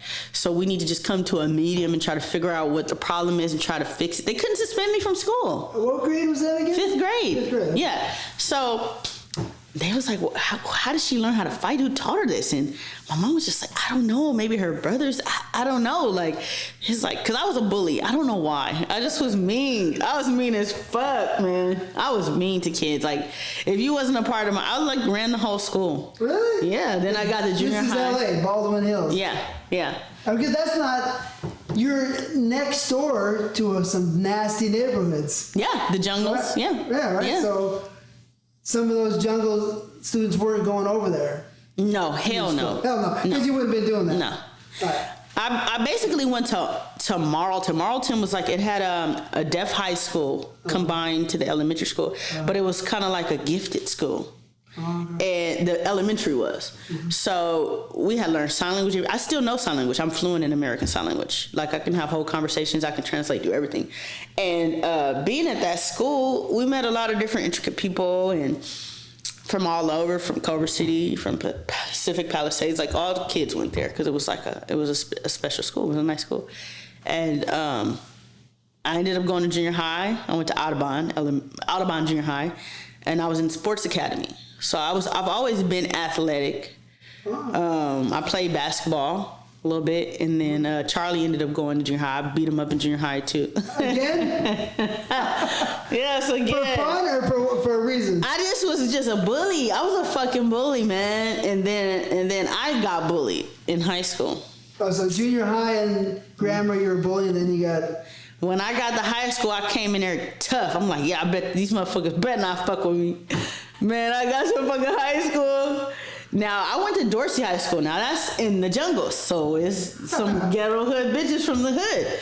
So I'm coming from where I'm coming from. I'm like, these bitches ain't gonna fuck with me. Like I don't give a fuck. I whoop these bitches' asses, right? I get to high school, man. Bitches start fucking with me on day one, man. I'm like, fuck. Like, I didn't know nobody else. I'm like, damn, I gotta try to get me a crew together. These bitches gonna try to eat me alive. Man, it was rough. But I had friends, but I wasn't like the top dog yet because I was a freshman. So I was like, fuck, I gotta figure this out. Like, I gotta get me a crew together. I knew what I had to do, and it was like everybody was already clicked up, and I was like, damn, what the fuck am I gonna do? And then it was bad because a lot of those girls at my high school, their parents was broke. They was coming to school, pay less shoes, and I had all the new Jordans and I had on necklaces with diamonds and real Louis Vuitton bags in high school. Like, my mom would just give me her Chanel bags or her Louis bags, and I would just wear them in high school. And, like, people would break in my locker and steal my Jordans. I can see it right away. Man, I had the two-way pager in high school, 9th grade. They stole my shit one time. I left it on the table. Like, motherfuckers was just robbing me at the school. Like, And probably laughing. Oh, right? no, not that. They just was, like, because I was fresh. And it was just like, I just was a lick for them. Like she gonna have some fly shit. We got to get her. Like, fuckers was breaking into my locker, taking my shoes, just my cell phone. Not like robbing me on the spot, but like going in my shit. Like, it was wicked, man. It was fucking wicked, and the bitches was trying me, and I was just like, oh, So what'd you do when they tried you? it was like I had never got into a fight in high school because I think bitches were scared to get suspended from school. But outside of school, okay, there was this one girl named Demila. She was a gangbanger. She was a blood. And What gang? You know? she was from Peblos, Five Deuce Peblos. Uh-huh. That's on the east side. And after I went to Audubon Junior High, I went to USC 32nd Street. It's another junior high school. She went there. So we became cool there, and then we went to Dorsey together. And we got to Dorsey. I saw a different side of her. She had got put on a gang. She turned into a different chick. So me and her, we was hanging out. She would come to my house. And I started hanging with her because I was like, damn, I got to get me a crew together. And I was like, if I hang with Demila, you know, she a blood. Like, everybody scared her. Like, it's going to work out. I'm going to get my crew together, right? So, all right. You're already plotting in 9th grade? That's Man, serious. already, because it's like you can't be alone, man. You can't. Mm-hmm. So the girl, Demila, we was walking from school one day. It was me, Demila, and my other friend, Angel. She was half black and Asian. She was super cool. Her mom was fucking weird as fuck. But we were hanging out, and Demila was like one of those tough girls, right? One of those girls you would always hear talk tough, but you would never see them fight. So we was walking, and this Samone girl walked past her. Huh. And she bumped the girl like, bitch, get out of my way. The Samone did it? No, Demila did. Uh-huh. So me and Angel was like, oh shit, Demila gonna fuck her up, right? Simone girl was like, bitch, what's up? Get out. Like, so we like, ooh, about to see Demila get down, right? So the girl had two friends, and then me and Angel, we stepped back. The girl two friends stepped back. So we like, okay, it's a fair one-on-one. So let's get out. Let's see how it's gonna go. So Demila and the girl start fighting. And Demila was getting her ass whooped. You'll be careful with Samone sometimes. Man. So me and Angel looked at each other like, damn, Demila's supposed to be this big bad bitch, and she getting her ass mixed by this little bitty ass Samoan girl. Small? She was short. Wow. We like, oh, this bad. So we just try to break it up. Oh, So- no, really? Yeah, we couldn't let her go down like that. So as we was leaving, she was like, why y'all didn't jump in? And me and Angel was like, that was a fair one. That was a head up. We're not gonna jump in a situation. We thought you could hold your own. Like, that's a fair one. Nobody was jumping you. We would have jumped if somebody was jumping you, but that was you and that girl's altercation. The next day, I had got to school. Angel didn't come to school because it was like the last week of school. Summer day, June, hot. Yeah. Nice. Demila told her whole gang that she got jumped and me and Angel didn't help her. Yes. So now all my friends at school, they're like, man, Serena, like, man, I don't know. They're going to try to jump you after school. So now I'm like, jump me for what? Demila's saying that she got jumped and you didn't help and Angel didn't help. And I'm just like, that's not true. They was like, I don't know, but it's like 20 girls saying they're going to pack you out when school lets out. So now I'm like, I got my Timberland boots. I have some chocolate brown Timberlands on. And I'm just like, man, like, I said, I'm not no punk ass bitch. I got to get out with these girls. Fuck them. I'm ready, whatever. So then I had a best friend. He was a guy. He was like, nah, come on. We got to go somewhere. Like, this can't happen to you. Like, I don't want to see this happen to you. So I'm like, man, fuck them. I don't give a fuck. So we ended up ditching school and we went to McDonald's, right? So I called my mom from my cell phone. I said, Mom, look, this is what happened. I said, Demila's going to try to get some girls to jump me. And I said, I'm not scared. I said, but I just want a fair one. I just want to fight Demila. I don't care about the other girls. I just want to fight her. So my mom was like, no, y'all need to stop. Y'all kids, this is too much. We're going to Demila's mom's house right now. So my mom picked me up. We went to Demila's mom's house. Demila was there. What streets were they? They was living in the fucking jungles.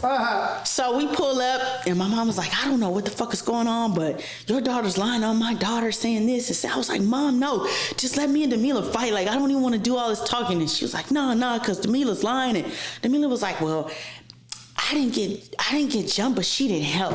So she changed the story. And I was like, oh, this bitch, right? So then there was this big ass girl named Patrice. She was like 6'1". Big fat bitch.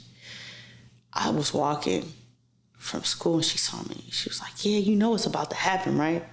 And I said, man, what? What's gonna happen? What you wanna do? We gonna fight? I said, let's go. I'm not afraid of you, right? So I ended up seeing the Samoan girl who Demila fought. She's walking in the same direction. So I'm like, hey, I said, Patrice, that's the girl who supposedly Demila said, she got jumped and the other girl had. She was like, nope, she didn't get jumped. I whooped her ass, just me by myself. So Patrice, she was like the head honcho of the whole gang. So when Patrice heard the girl, she was like, what? Why would Demila lie like that? So then Patrice was like, nah, I got you, don't worry. So we came back to school. She told everybody, she was like, nah, Demila, you got to get DP for lying on her like that. So then they jumped Demila. They jumped her because it was like, I was like the homegirl too. So they was just like, oh, that's fucked up. We was about to pack her out because you lied. And then they ended up packing her out. It was Did you bad. beat her ass? Yeah, it was bad. Bad? Yeah. Bloody rough? Yeah, it was bad. That's kind of vicious for girls. I know. So you didn't fight in high school? Those fighting days were over? You know what? I did have a fight in high school, but it was like a put on type thing. I was from a clique called Infamous. It was so funny. I was from a clique called Infamous, and it was like the baddest of the baddest girls, like the cute girls that could fight was from Infamous, right? It's so funny.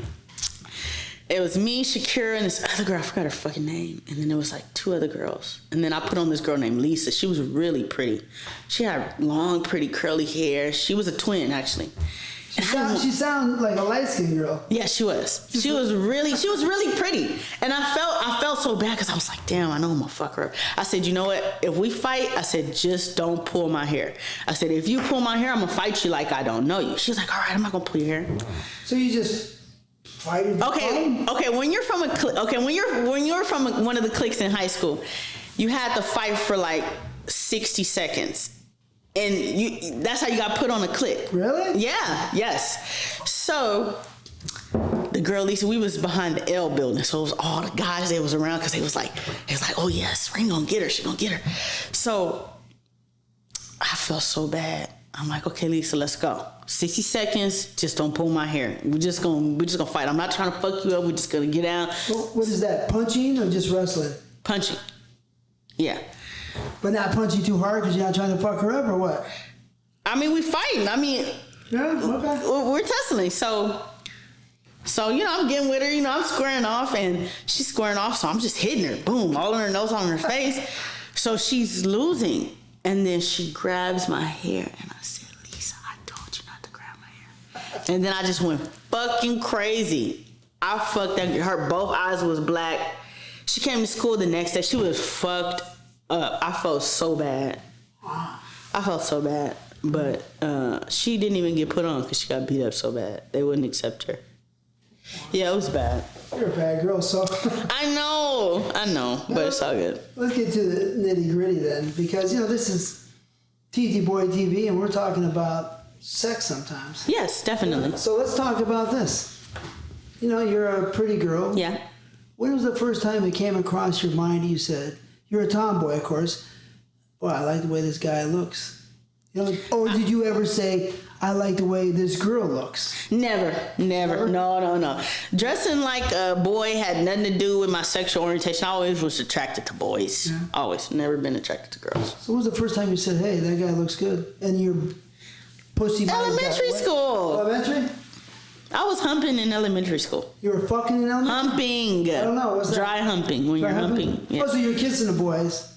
Yeah, kissing, dry humping, all that. Yeah, I mean, I was dry humping in elementary too. Yeah. Right. So what was the first kiss?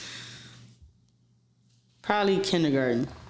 So the boys always want to kiss you and you like them too? Yeah, I had a Filipino boyfriend named, damn, I forgot his name. And then I had another one that was Jamaican named Damien. But I think his dad liked my mom. So we used to have a lot of play dates. Oh, yeah? Yeah, Damien. He was cute. Yeah. So you kissed him first? Yeah. Nice kiss.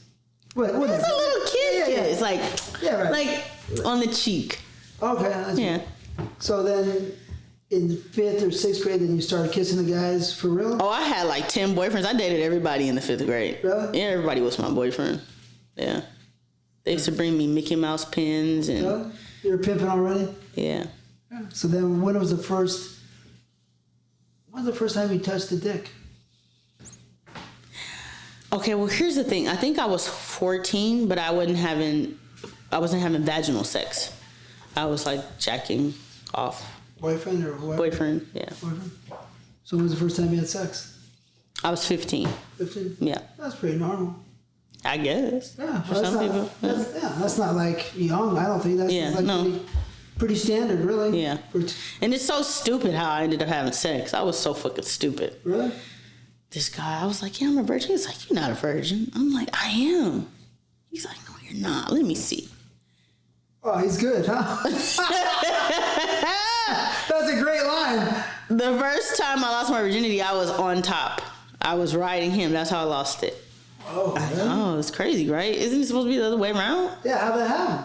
I just was on top, and he was like he was pushing my body down, and it wouldn't go in because he was really big. And then, You were naked, though. He took your clothes off? You took them off? yeah, I took my clothes off. Yeah, you said, let's do it. He wanted to see, and it ended up going in, and it was like his eyes was rolling in the back of his head. I thought he was dying, but I guess it was just really tight, and he was just like, I thought he was about to die. I didn't know what the fuck was going on. And then And he it was busted? over in like 2 minutes. He busted. Yeah. Somebody told me he had some good stuff, so... Yeah, it was pretty great. So he was... Oh, that's cool. So Yeah. you were like, this is weak, or what'd you say? So then after that, I was just like, that's sex? Like, that shit ain't all that. Like, people going crazy over this shit. Like, this shit is regular. Like, you know? And then I was like, okay, so we're going to be together now, right? He was like, yeah, you're my girlfriend, I'm your boyfriend. So I was like, okay, cool. So I ain't got to fuck nobody else. You're going to be the only person I'm fucking, so we're good. The next fucking day, this motherfucker goes to jail for the rest of his fucking life. Oh, really? Yeah. You like him? I mean, you're young, but still you can like him. Yeah, I liked him. He was a teenage boy with a fast car. He looked hot. He was tall. Yeah. Yeah. So who was next in line after that? It was him, and then, I don't know. It's a blur. Oh, yeah. So not that... only he was memorable at that point in time. He took my virginity, so yeah. Okay. Let me ask you this question. Kissing. You know? You're not a kisser? I gotta really like a person to kiss them. Yeah. Yeah, I don't. The mouth is so dirty, you know what I'm saying? And then, you know, I have braces, so I have to really be clean. I don't. Ugh. But you just got braces. I've had them for like 8 months, you know? Yeah, but before, 30 years ago or 20 years ago, 15 years ago, you started kissing. I didn't really, I don't know. Did you ever like kissing? I don't remember. I mean, and then even doing porn, it's like we don't kiss in porn, so it's like, I kind of, that kind of like shaped me a little bit more, like my sexual life, because it's like, okay, no, it kind of, I think it kind of took away from the passion. Sometimes doing porn, because it's like, you're on set, you're fucking, this shit ain't real, you just fucking this person. And It's real, but it's real, but it's not real emotion. So it's like, in my relationships, the guys, they would enjoy, but I would just be like, oh, okay, another 20 minutes, and I'm out of here. Boom. No way. We'll be done, and I can go shower and get the fuck out of here. I just never saw that side. Yeah. So. But back then, even when you were young, you didn't want to kiss? I don't really remember. I don't Kiss think Sean? so. I didn't like kissing Sean. No. How about the Nigerian? I didn't like kissing him. There was an alcoholic. Oh, so really not really much of a kisser. Just bend you over doggy style and let's get it No, done? it just... I have to really, really like somebody to kiss them. Like, it has to make sense to me. Like, I don't know. Like, if a person makes me mad, I don't want to kiss them. You know what I'm saying? Like, get the fuck away from me. But if I like you and you really turn me on and I love you, then yeah, I want to kiss you. Why not? Of course. What? You are so hilarious. Oh my God. This is fucking funny. This is funny. So, that's interesting. How many guys do you think... Oh, let's talk about this. When was the first time you sucked a dick? 14. 14? Mm-hmm. Did you like it? I was really good. Like, right off the bat. Huh? Yeah, he had a big ass dick too. Big lollipop? Yeah, it was big. It wouldn't even fit in my mouth. That's how big it was. Yeah? Yeah. You liked it? Yeah, it was cool. I like the way cum tastes too, because that was my first time tasting it. I was like, oh, Really? this tastes kind of good. And what did you say earlier today? You wanted to try it on a Caesar salad dressing? Maybe, but it has to be with somebody I'm actually dating. So tell me how you see it happening. Well, you know, I like guys that are in shape. So my last boyfriends, they've been pretty buff, gym rats, shit like that. I just see it, you know, a nice muscular man, you know, coming to a table like this, you know, have a nice little salad, you know, spring mix with cherry tomatoes, a little cucumber, avocado, red onion, you know, just jacking off over my salad, and I want to eat it. I think that sounds kind of good for you. Yeah. So okay. So like we talked about earlier, you were dating older guys. Yeah. Whatever. How many guys do you think you had sex with before you got into the business, or pretty much met Brian Pumper? This is what's crazy. I used to write it down. It wouldn't be that many guys, but it would be a lot of times with the guys. So before I met Brian Pumper, okay, the list it's different because it would be the same guys, but I would just write down every day, the times, the dates. I think I can actually sit here and count. Yeah. If you gave me a piece of paper and a pen, I could probably write it down. Okay, let's go back to high school. Okay, in high school, D-Rock, S. Yeah, S. Did I have sex with S? No, I didn't. Oh yeah, Jean-Claude. Van Damme? No, I'm not gonna say his other name because he's famous. Who else? Kane. I'm gonna just say Belizean because he was Belizean. I don't remember his name. Okay. Who else? Lionel.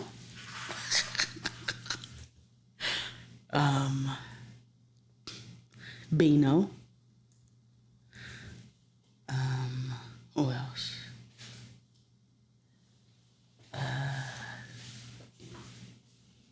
I forgot his name. I'm just gonna say Lexus. He had a Lexus.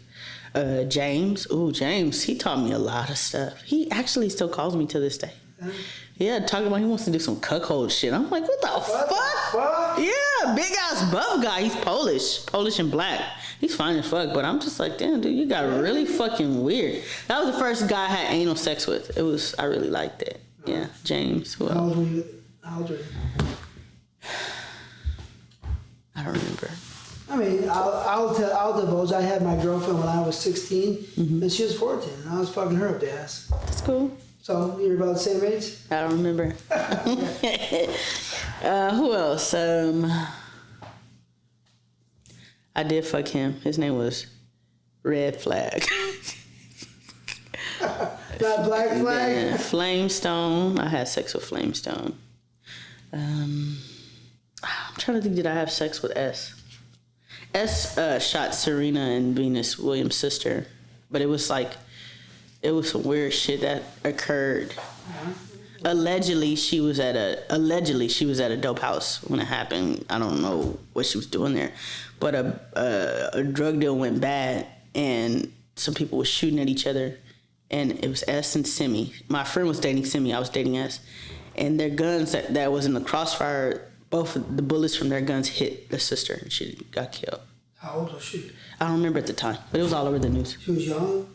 No, she's a grown woman. They're in jail, I think, for life. Oh, so it was maybe a situation. She was out, whatever. You were saying she was like a mature, like over 18? Yeah, hell yeah.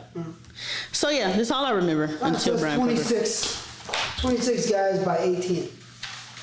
Yeah, but I started young. Pretty much. Yeah. At 14. No, I had sex at 15. I sucked my first dick at 14. So at 15 and 18, you had 26 guys. Yeah, 3 years. I mean, So shit, 3 years. Let's do the math. How many guys is that in 3 years? 26, 24, that's about 8.5, 9. About That's 8.5. not bad. Well, that's one every 3 weeks. Fuck no. No, I just kidding. That's one every 5, 6 weeks. That's not bad shit. That's not bad. No, I mean, no, not comparatively to some girls, but it's not bad or it's not good. It's only if it's good for you. And if only, It was good for me. I had a lot of fun. yeah, well, then it's good. You know, because what does that mean? Nothing. There's no good or no bad unless it's bad for you or unless it's good for you. So if it's good for you, then it's great for It you. was good for me. I mean, you know, I'm pro-sex. You're talking to the. I know. I'm not that hater. I'm all about the sex. Yeah. So, well, that's cool. So you like sex, Of course. or I do you still love like sex?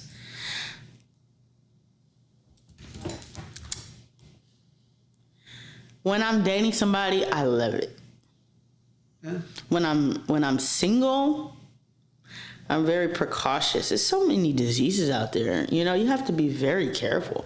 There's a lot of diseases that men carry that don't harm them but harm women. Like, you have to be careful. There's HPV, there's trichomonas, there's hepatitis C. It's all these different things that people can have that they don't know they have, and you got to be careful, you know. And I really cherish my life, you know. With the porn, we got tested and everything, but you know, some motherfuckers still went under the radar with that shit. But you know, I value my life, and I'm not gonna be giving my pussy out to people just because I'm attracted to them or because I love sex. Like, no, I don't. I care more about my life and my health. But when you're younger, you're more free. Obviously, it sounds like you're I was more free. stupid. More free. Let's say there's beauty in it. You know, the freedom, the chemistry, the excitement of meeting somebody and kissing or not kissing or just, you know, being one. Come on, there's excitement in it. You know, so I wouldn't label it as stupid. I would label it as young and fun. You know what I mean? Young, dumb, and full of cum. Exactly. But, you know, it's not dumb. I'm not saying it's dumb. I'm saying that it's natural, and sex is a sign of a healthy person. That's it. Good sex, person likes sex, it's a sign of a healthy person. Until they get burned. Yeah, you know, you gotta get burnt here and there, but as long as you don't get burnt bad, you know what I mean? You're so funny. Anyways, so I mean, you know, I'm all for, you know, happiness. With, you know, because, you know, when after you have good sex, you relax, you're a little vibe, you feel good, you know, with somebody you like, and it's good sex. Yeah. That's a fact. That's the way it is. Most definitely. You know? Anyways, all right, so Brian Pumper, you know, this leads us to this next part. Brian Pumper gets you to do a movie. Mm-hmm. You know, you guys were tight, pretty much, it sounded like, so it's really not bad. It's just, you know, just you guys do it, right? It's fun. He did it. He's obviously very serious about how he gets his production done. I mean, he's very serious. Oh, he was a serious motherfucker. I actually admired his work ethic. Yeah. I admire him for that kind of strength. That takes strength, you know? Mm-hmm. He finished the plan. He started on the plan. Mm-hmm. He sacrificed. Not that it's much of a sacrifice to go out with a beautiful girl like you. Right. But he still sacrificed and made sure it happened. Mm-hmm. That's strength. Yeah, it is. Any way you slice it, that's not everybody can do that. That's true.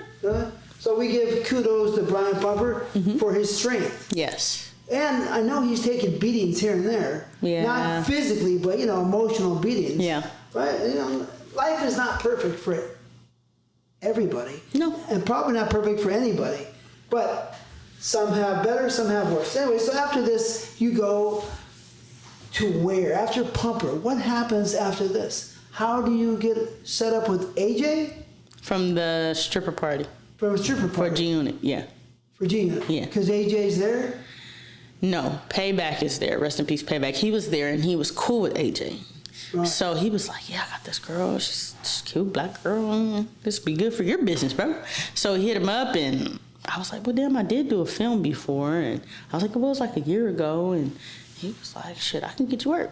And then he started shooting pictures, sending them out to companies. I started doing go-sees and I started getting booked. Yeah, AJ. So you met AJ right away. And Yeah. then he did go-sees, and the first day you saw me. Mm-hmm. And then what happened then? I mean, you got a job right away, I'm sure, right? Of course I had a job right away. Yeah, I mean, how many people were booking you instantly? Well, quite a few, because I was a new face. Yeah. Black girl, tight body. Very pretty, Yeah. right? I mean, Nice pussy. No bat wings or beef flaps hanging out. Nice tight pussy. yeah. No beef curtains, going on, Some people like the beef curtains. I personally don't care for them very much. The Yoshinoyas, no. We don't do Yoshinoyas. Yeah. So you work for me. Mm-hmm. Let me ask you this. How was it working for Evasive Angles? You did a few movies for us. Yes. Like what, 4 or 5, you think? Maybe more than that. 6 or 7 Yeah, possibly? yeah. How was it working for Evasive Angles? Oh, I loved it. Very professional. Always got paid on time. Nothing bad to say. I enjoyed myself on set. You booked some of the cleanest guys in the business. I never had a bad experience. Everybody was tested, never had any issues with that. It was always nice to see your face too, coming in office. It was nice to see you sometimes too, Yeah. I looked okay sitting behind the desk. Yeah, you did. Yeah. That makes me feel good. It's so funny. So you had a good time. Yeah. Who were, when I started porno, way back, you were 2 years old, right? 'Cause 87 Probably so. 80 when? When did you start doing porn? No, 89, but you were 2 years old. Cause Yeah, 2 years old. So it was very mysterious. But when you got in the business, it wasn't as mysterious as pornos everywhere. You know what I mean? So when I went on set, I was very, mystified of the big set, and pornos so underground. It had just become legal, believe it or not. Okay. A year before. So everybody was still living that kind of scary style. You had to drive around the corner, make sure nobody's following you before you stopped at the location. It was a trip, right? So, but anyways, so when you got on the set, were you nervous, doing your first scene? I've never been a nervous type of girl. I've always just went in, did my thing, and got out. Never been camera shy. No, nah. You're kind of gangster. You're fighting, street Come fighting. on, man. So you're bold. You always been felt bold? Yeah. Yeah, that's interesting. So who was your first scene for? Was it for me or was it another company? It was for Brian Pumper first. Right. And then after him, I believe it was for you. Yeah. Yeah? I had on a pink bikini. I think it was upstairs in one of the rooms or downstairs. I don't remember. I had on a pink bikini. And who was the scene with? I don't even fucking remember. Was it John Q? I don't fucking remember. John Q? One of them rookies. I don't fucking know. Yeah? But it was fun. Not Charlie Mack? No, I've never shot with him. No? No. Which guy is your favorite guy you shot with? The guy you like the most, that fucked you the best in the business? Well, let me say this. Who fans like to see me fuck, and they say they see so much passion in our scenes, is Rico Strong. Yeah. I don't know if it's because we kind of knew each other a little bit before I got into porn, before he got into porn. I don't know if that's what it is, but I enjoy fucking Prince Joshua. Yeah, we have chemistry. Me and Chris Strokes, we had good chemistry because we're both young and, vibrant. We're having fun. Chris Strokes. Light Not skin. Jay Strokes? Yeah, Jay Strokes. I'm tripping. I'm thinking about some music shit. I seen a lot of the girls, they like Jay Strokes, and he was a cool guy. Yeah, he was cute too. Yeah, the girls liked him. Yeah, he was cool. He was a cool dude. Yeah. LA guy, cool dude. Yeah. So you guys probably had a little something in common. Yeah. And who else? And he worked for us a lot of times, too. Yeah. Strokes. Yeah. He was one of our main people. Charlie Mack was number one. But Jay Stroke might have been number two.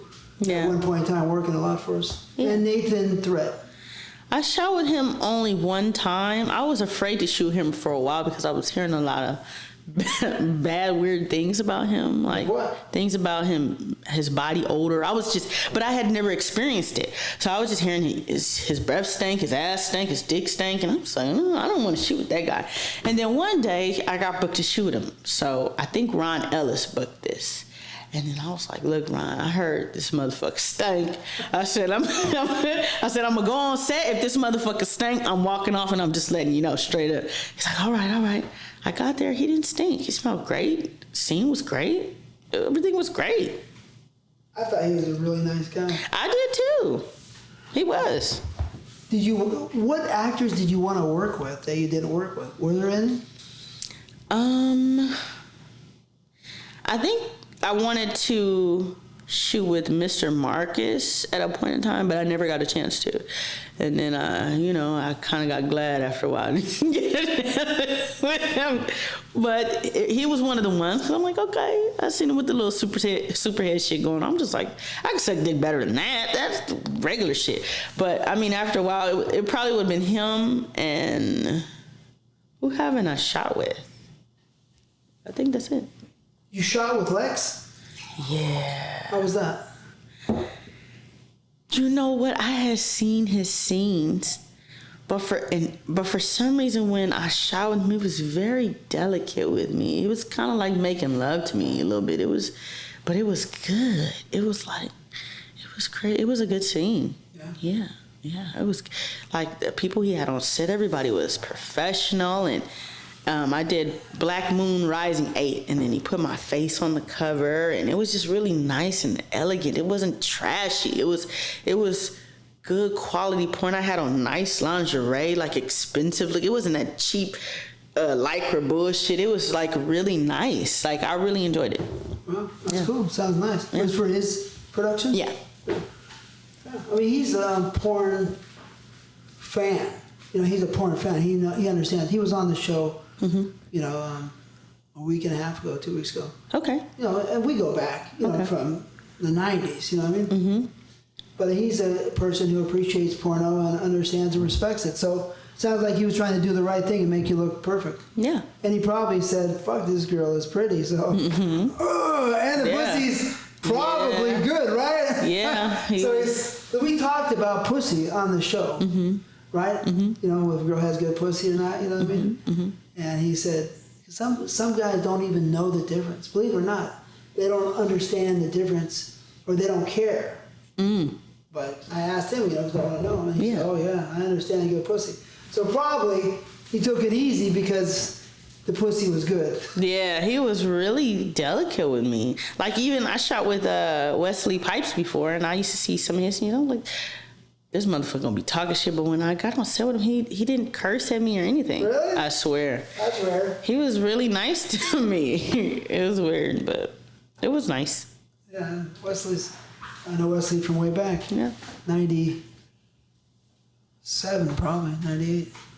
Yeah. Way back. I know everybody. Yeah, you do. That's it. That's it. You do. So pretty much Prince is the one you have the best chemistry Oh, with? yeah. Yeah. I've heard before a few girls say that they thought Prince was really good. He is. Yeah. Yeah, he gets to talking to you, and Yeah. he's from Chicago. Like, a lot of Chicago dudes, they slick talk, and they got a little game about themselves. They have slick tongues too. They do. I mean, he likes your pussy good? Of course. Yeah. Yeah. I just actually talked to him yesterday on Twitter via DM. Yeah. Somebody posted like one of his scenes. I was like, wow, like I remember we used to do that. He was like, yeah, I miss you. What's going on? And we just chopped it up a little bit. So who's number two? Is Lex two, or the Prince and Lex even? I forgot about Rock. I think Rock Worked for me, probably. I'm trying to think, was Rock? No, I shot with you second, or was Rock second?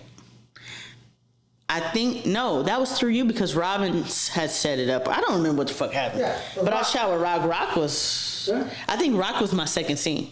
Oh, yeah? So Yeah. you like that a lot? Yeah. I came like twice. Really? Yeah. Are you a big comer?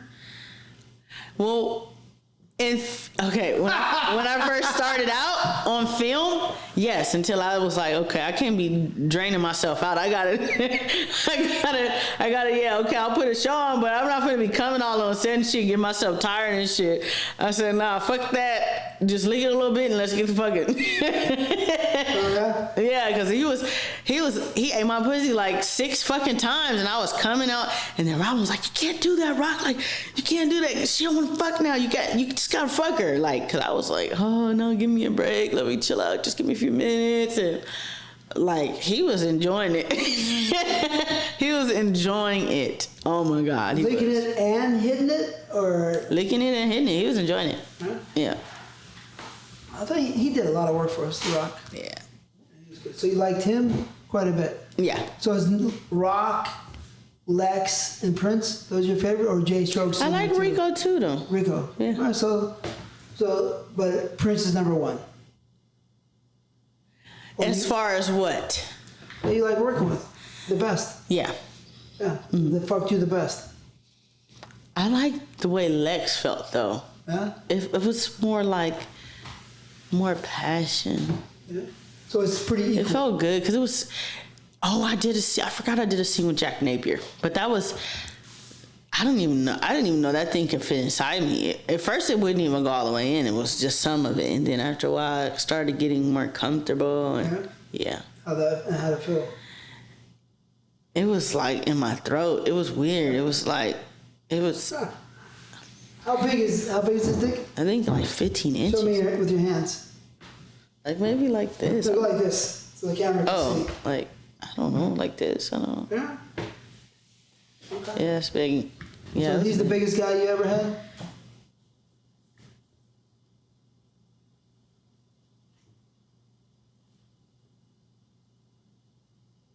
No, Oh, something. somebody outside of porn. Yeah. Yeah. This dude, I met him off this site called Seeking Arrangement. Oh, really? Yeah, this Indian guy. Yeah. Indian? Yeah, it was a penile. It was a penile implant. I didn't know though. So I didn't know he was staying at the Watermark and like the penthouse and shit. I was like, oh, there's some fly shit. And then he had a yellow Lambo. And then he picked me up from downstairs. He's like, yeah, come on, let's go dinner. We went to dinner. Then we got back to his place. And this was like a dating site? Yeah, it's a sugar daddy site. Sugar daddy, So sugar he's baby. got to pay to play. Duh. Yeah. So Oh, excuse me. so we go back up to his place and then he pulls his dick out and it looks like a fucking Super Bowl trophy. I'm just like, whoa. I said, what the fuck? So it's like this thick, this big, and I'm like, what the fuck? How am I gonna do this? And then he was like, just, and then he was shaved. And then I saw the surgery scar. So basically say this is say this is the dick and this is the shaft. The scar was like here. So he was cut open and they put the penile implant in. But the dick was so big, right? So then he starts licking my pussy, getting real wet, and he's trying to get it in. It took us like 35 minutes for him to just get the tip of the head in. Then it didn't even go all the way in, but he got some of it in and it felt really good. Yeah? Yeah, it did. He was fine, but I could tell he had a lot of surgery done. He had fake teeth. He had his nose done. He looked like Aladdin. He was a beautiful man. He was really gorgeous, actually. He was. Yeah. That's interesting. Yeah, he was Older guy, gorgeous. younger guy? No, young. Yeah? Yeah, he was gorgeous. That's interesting. Yeah. Okay. So cool. Penile implants. I've seen some crazy dicks, man. Really? I've seen some dicks. You know how chicks get ass shots? Yeah. I seen a guy with that shit in his dick. Yeah. Yeah. What it look like? Shit? Looked like you gonna fucking laugh. It looked like two things. One, it looked like, a pig in a blanket with the puffy ass bread with the hot dog in the middle. It looked like that. And then you know how back in the day on Married with Children, how Al Bundy would have his can of beer and then he'll have the little foam thing over it? It looked like that. It was bad. So when he would put the condom on, he would put it on the dick, but the fluffy skin would be over the condom. It was disgusting. It was the most disgusting. But his dick looked thick through his pants. He always wore like white linen pants. But yeah, that's another story. How do you feel about people that get those enhancements? I feel like it's some bullshit, and I don't want it. I feel like if you'll do that to your dick, you'll do anything to your dick. Your dick is not safe in the streets, so. Say that again. I like the way it sounds. Your dick is not safe in the streets, so. You need a safe dick when you're in the Right. What, an armored one? Right. Okay. What's the most times you ever came in a day, a night, with you, the person you like, or, one wild adventure? Maybe like 12 times. 12 times? In like 10 hours, 1 hour, 2 hours? Throughout the day. Maybe more than that, but I can recall 12 times. 12 times? Yeah. What's the longest extended amount of time for having sex? I mean, when you're dating somebody, y'all wake up together. If y'all want to stay in the house all day, you just go, you're going to roll over and get the thing going on. And it's going to be happening all day long until the next day. It just depends if y'all ain't got shit to do. So you're saying maybe 24 hours? Yeah. Often. I like to do that, actually. I like to stay home, have sex, cook, watch TV. Like, if I could, I would stay home all fucking day and have sex and cook and do online shopping all day long. Seriously. But you like to fuck. You're a horny girl. I do like to have sex. Yes. You like anal sex a lot? I wouldn't say a lot because I don't have it a lot. When I'm dating, yeah. If we have sex, we're going to have a little vaginal sex. And I might say, stick it in my butt, Then, yeah. What's your favorite position? It changes. Depends on the season. But sometimes I like laying on my stomach. Sometimes I like being on all fours. Sometimes I like to be on top. Sometimes I like to be on my tippy toes because I'm like 5'2" without heels on. Sometimes I like to be in the shower on the wall. It just depends. Depends on my hair that day. If it's curly, I like to be in the shower. I like to fuck around in the shower. It's cool. Do you like giving head more or getting head more? You know what? When I started out, I loved giving head. I still do.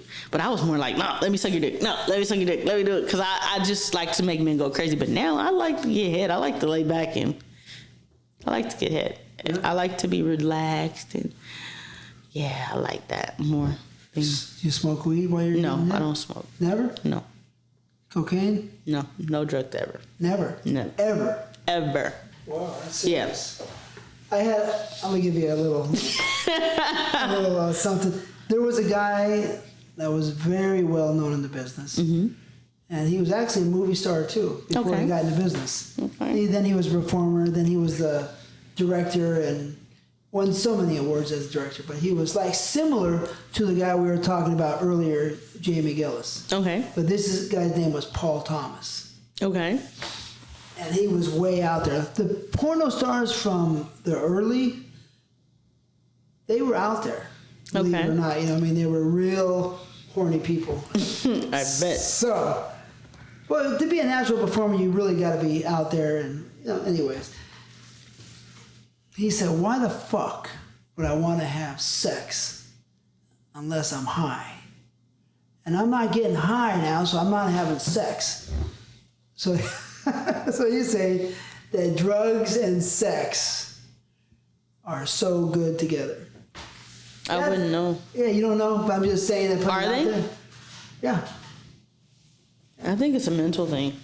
Oh, it's mental because the drugs make your mind go far. I don't know. You know what? No, I take that back. When me and Yuck did our show, which would be Real TV at the time, we had, because our show was based around cannabis, culture, hip hop, shit like that. So we had a lady and a guy come on, and her name was called Butter Baby or some shit. So she would make cannabis or CBD, whatever the fuck you call it, THC. I don't know what the fuck y'all call it. She would make butter out of THC, and she made some weed infused lasagna. Oh my god! And I happened to be hungry that day.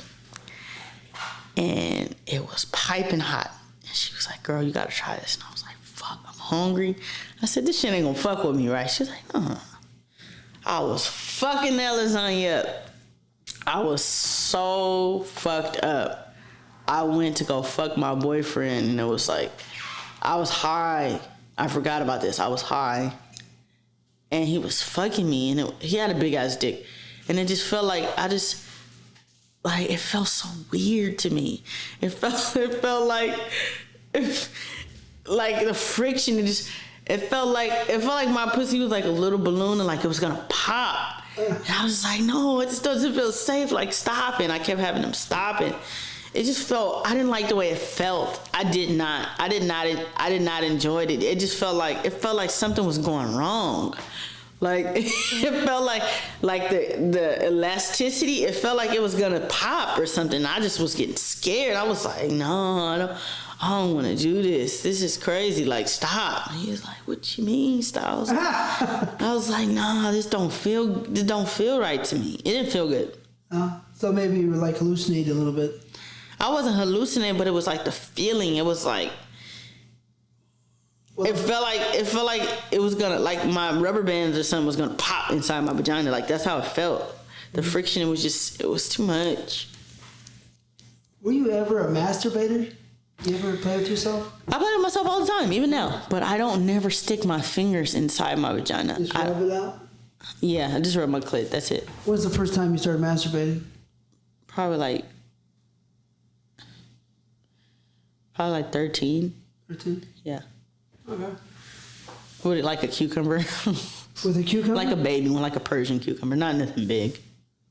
Did you ever have any three-ways before you got in the business? Before I got in the business? Yeah. Yeah. Yeah? Yeah.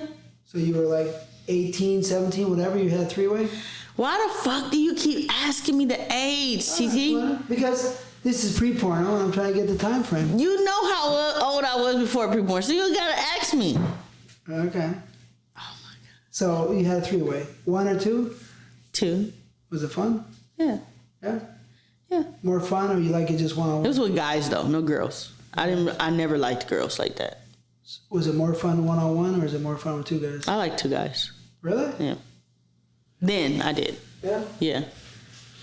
That's cool. That's kinky. Would you consider yourself a kinky girl ever? Yeah. Yeah? What is it when A lot of men got kids and wives because of shit I used to do to them. So, yeah. I kind of set the bar for a lot of men right now that have kids and wives and shit. Like, men thank me, like, thank you for... Motherfuckers got 6, 7 kids. Like, I done turned a lot of guys out. Yeah, yeah. Like yeah. how? What would you do to them? Just, a lot of sexual shit to them that a lot of women wasn't doing, Just being freaky. Always wanting to fuck. All the time. Okay. Fucking people I wasn't supposed to be fucking. Doing a lot of that. Sneak fucking. Oh, yeah? Yeah. Fucking bitches' husbands and shit. I was bad. Yeah. I mean, always, before porno and after porno? Before porn. I was a little hot toddy. I was getting my fuck on. Yeah, I was having a good time. Yeah, all you had to do was go like this, hey, right? And they jumped. Man, I just, I was one of them ones, man. I was one of them ones. Having a good time, yeah. Fucked a lot of husbands. Yeah. Yeah. Is the thrill of that turn you on? It did until one lady threatened me. One wife threatened me one time. Now, this is a cold story, TT. This is a cold... I got the stories for days. Cold-blooded. This is a cold story. So, this dude, he was a gangster, a known gangster, like crazy. L.A.? Killer, gangster, all that. But he was fine, though. Chocolate, rode a big Harley, had a big dick. Killer, too? A real killer? Yeah. And... Those are big words, a real killer, you know what I mean? Yeah. Right. So... We was fucking around. I didn't know he was married. He never told me. So we was fucking, having a good... I had my own apartment at the time. He was coming over on this big Harley. We was riding out to the sunset. I had my little motorcycle jacket and shit. He had me a little helmet made. We used to go out and shit. I was this little young thing. I was this little young tender, right? So, one day I get a call from his wife. What was her name? Was it Ruby? I don't fucking remember. She said, yeah, you fucking my husband. I know where you live. She told me my address. She said, I know where you live. I know what school you go to. I know your name. She told me all this information. What school? So this is Cal State San Bernardino. okay. So I'm like, okay, and what the fuck are you gonna do? Bitch, bust a move. She like, oh, you want me to bust a move? Okay, I'll bust a fucking move. So then I could tell she was bluffing because she kept calling me back. She was like, I just want to talk to you. I was like, what's up? She like, he been cheating on me for a long time. I want to be done with this marriage. She's like, I want to offer you something to help me get out of this marriage. And I said, well, how can I help you get out of this marriage? She was like, if I can prove infidelity, I can get out of the marriage. So I'm like, what's in it for me? Now, mind you, this is a cold killing ass nigga, right? He's a cold killer, right? So I was like, Just drop you off someplace. man, listen. I wasn't thinking about that because the bitch offered me some money. Yeah. How much? Like $15,000. Wow. I wasn't even 18 yet. I'm like, She's like, I'll offer you this. I'll take you to Hawaii. I'll do this. The bitch had money. She was a doctor. Bitch was balling. Bitch was balling. She was bad too. Like I couldn't even Pretty. You know, She was a bad bitch. Pretty. She was a bad bitch. She was older, but she was a bad bitch. Mm-hmm. So she was like, I'm having a family reunion in about 3 weeks. She was like, I want you to come. We're gonna pretend that you're my cousin. She said, my whole family's gonna be in on it. That you're related to me. She said, and then it's gonna come out. I want you to say, hey, I know him. I said, okay. She's like, that's the only way we're gonna be able to do it. He's not gonna do nothing to you because he gonna know you my family. So I said, okay. Family reunion comes. That's some crazy shit. I know. Family reunion comes. Whole family there. Everybody's in on this whole thing. He just doesn't know about it. I feel like I'm in a Tyler Perry movie. So go ahead. So everybody, Tyler Perry needs to fucking call me because I got some fucking ideas with all the stories that I got going on, okay? Because I got some shit. I probably should write a fucking book. However the case may be. So we're at the family reunion. So everybody's waiting for him to show up. Everybody knows what's going on in the whole family. He pulls up on his Harley. Bumping the music, bumping the music. I'm sitting at the little bench, whatever. She's like, here he comes, let's get ready. I'm like, all right. He comes, and he looking at me. But he keeping it cool, but he looking at me like, what the fuck is she doing here? So I'm looking at him. You're playing the role. Yeah. So he walks, he kisses his wife on the cheek. Hey, babe. So she like, yeah, let's go get you a plate. And I want to introduce you to the rest of my family because he didn't know the whole entire family. So he starts walking around. She was like, yeah, and this is my little cousin. So he like, oh, hey, how you doing? I was like, oh, hey, how you doing? I was like, you been messing with me? You didn't tell me you was married to my cousin? So now, oh, yeah, it gets fucking crazy. Oh. So now he's like, what? So Ruby, I think her name was Ruby. I don't fucking remember. Was it Ruby? Oh, I don't fucking remember. So now she's like, why you fucking my cousin? So now her family's like, oh no. So now everybody's turning against him. So then after that happened, she had told me how he was on, was it probation or parole or something? He was on something. She was like, he ain't gonna do nothing to you, and I'm gonna see to it he don't do nothing to you. So then after that, she gave me my money. She took me to Hawaii. She was, and what's crazy, she divorced him and got married to this other guy. I think she was cheating on him the whole time with this other guy. Because how do you just jump into a marriage with another guy that quick? How but anyway, quick was it? It was like maybe like the divorce. They divorced like maybe 5 months after that happened, and then we went to Hawaii after the divorce. And then the guy she married was in Hawaii and his brother. So I was fucking with his brother, and she was fucking with What the fuck? 15 grand too? Yeah. And a trip to Hawaii. Yep. What island? Yep. It was Turtle Bay. What, it was like some Waikiki? private shit. Waikiki? Nah, but some private shit. It's called Turtle Bay. No, but there's only like 5 islands or 6 islands. Nah, this is different. Maui, Kona. No, it's Doesn't called matter. Turtle Bay. Okay. Okay, well, whatever. So, where's the kinkiest sexual act you've done and where? You know what I mean? Where have you done the kinkiest sexual act? I had sex inside of a Cadillac trunk one time. Yeah. With the trunk closed? Open. Open. I was out, I'm short, so I was in there doggy style, and I was at Magic Mountain, and we was in the parking lot, and he was fucking me doggy style while I was in the trunk. Nobody knew what was going on. Nighttime, daytime? Nighttime. Oh, so you could get away with it. Oh, it was fun. Yeah? Yeah. You like kinky places, huh? Yeah, and then I shitted in somebody's mouth. I went to Canada. It was pretty crazy. He ate it. Really? Yeah, he's in the tabloids right now for some shit. This rich guy from Canada, super rich guy. So you do dates sometimes, obviously, you're telling me. I not like I used to. No, I don't do dates. Used to? Yeah.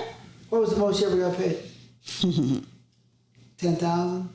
I went to Dubai too, TT. I heard stories about those situations. I don't know about them. You know? So please enlighten me. I'm not going. You not finna have the IRA and the S on me. I'm not about to tell you how much I done made. You crazy. Well, they can't prove anything, you know what I mean? You know, they could just be hearsay. 20, 30, you think? I don't know. All right. I'll find out later. That's cool. But so, is there any fantasies that you've had that you haven't got to live out?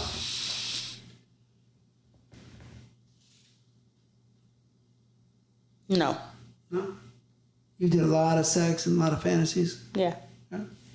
So you've been to Dubai? Yeah. What other places would you recommend for couples to go to? Couples? Yeah, a couple. Let's just give a little... Paris, Italy.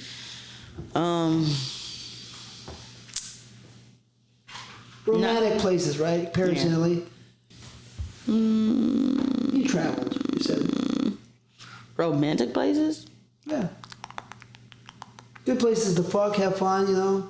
I think Santa Barbara's pretty nice. Santa Barbara's pretty. Fuck yeah. So we can take a little bitch, fuck her brains out, Catalina's cool too. Costa Rica, you said?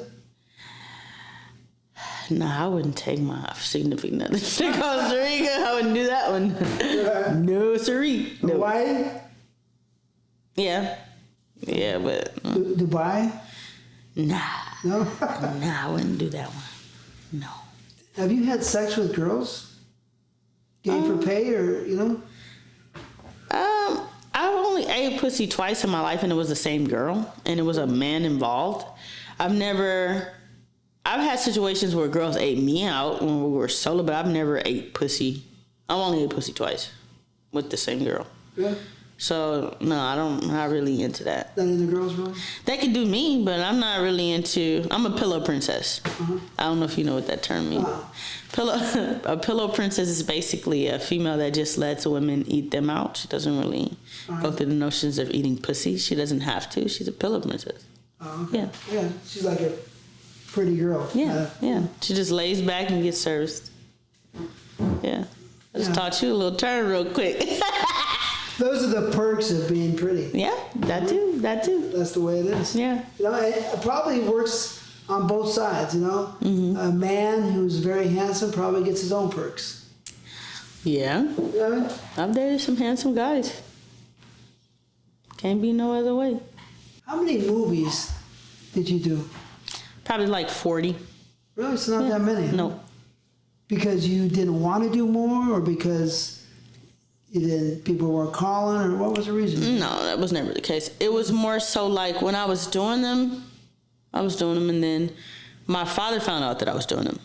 All right. So when he found out, he was just like, I guess a family friend that he was working with was like, yeah, my son said he seen no bitch. Your son didn't say shit because your son would lick shit out my ass crack, bitch. You saw it, and you were being messy, so you told my dad about it. And then, me and my dad, we have a very close relationship, and he could talk to me about anything. He called me and said, yeah, this bitch called me talking about she seen you on some internet doing. I told that bitch it wasn't you. I said, look, Dad. I said, it was me. I said, I kind of got addicted to making the money. I said, but that's not who I am. He was like, I know that's not who you are. And he was like, if you need money, I'll fucking write you a check right now. It's like, Dad, I said, I kind of found my own independence with doing porn. Like, I don't have to ask you for money. It's my own money. I can do what the fuck I want to do. And he was like, I don't give a fuck what you're talking about. I didn't raise you like that, and I don't want you doing it again. So I stopped doing porn. Period. Yeah. That was the end? Yeah. Oh, that's cool. Yeah. Straight up. So in that case, who had the bigger influence on you, your mother, your father, growing up?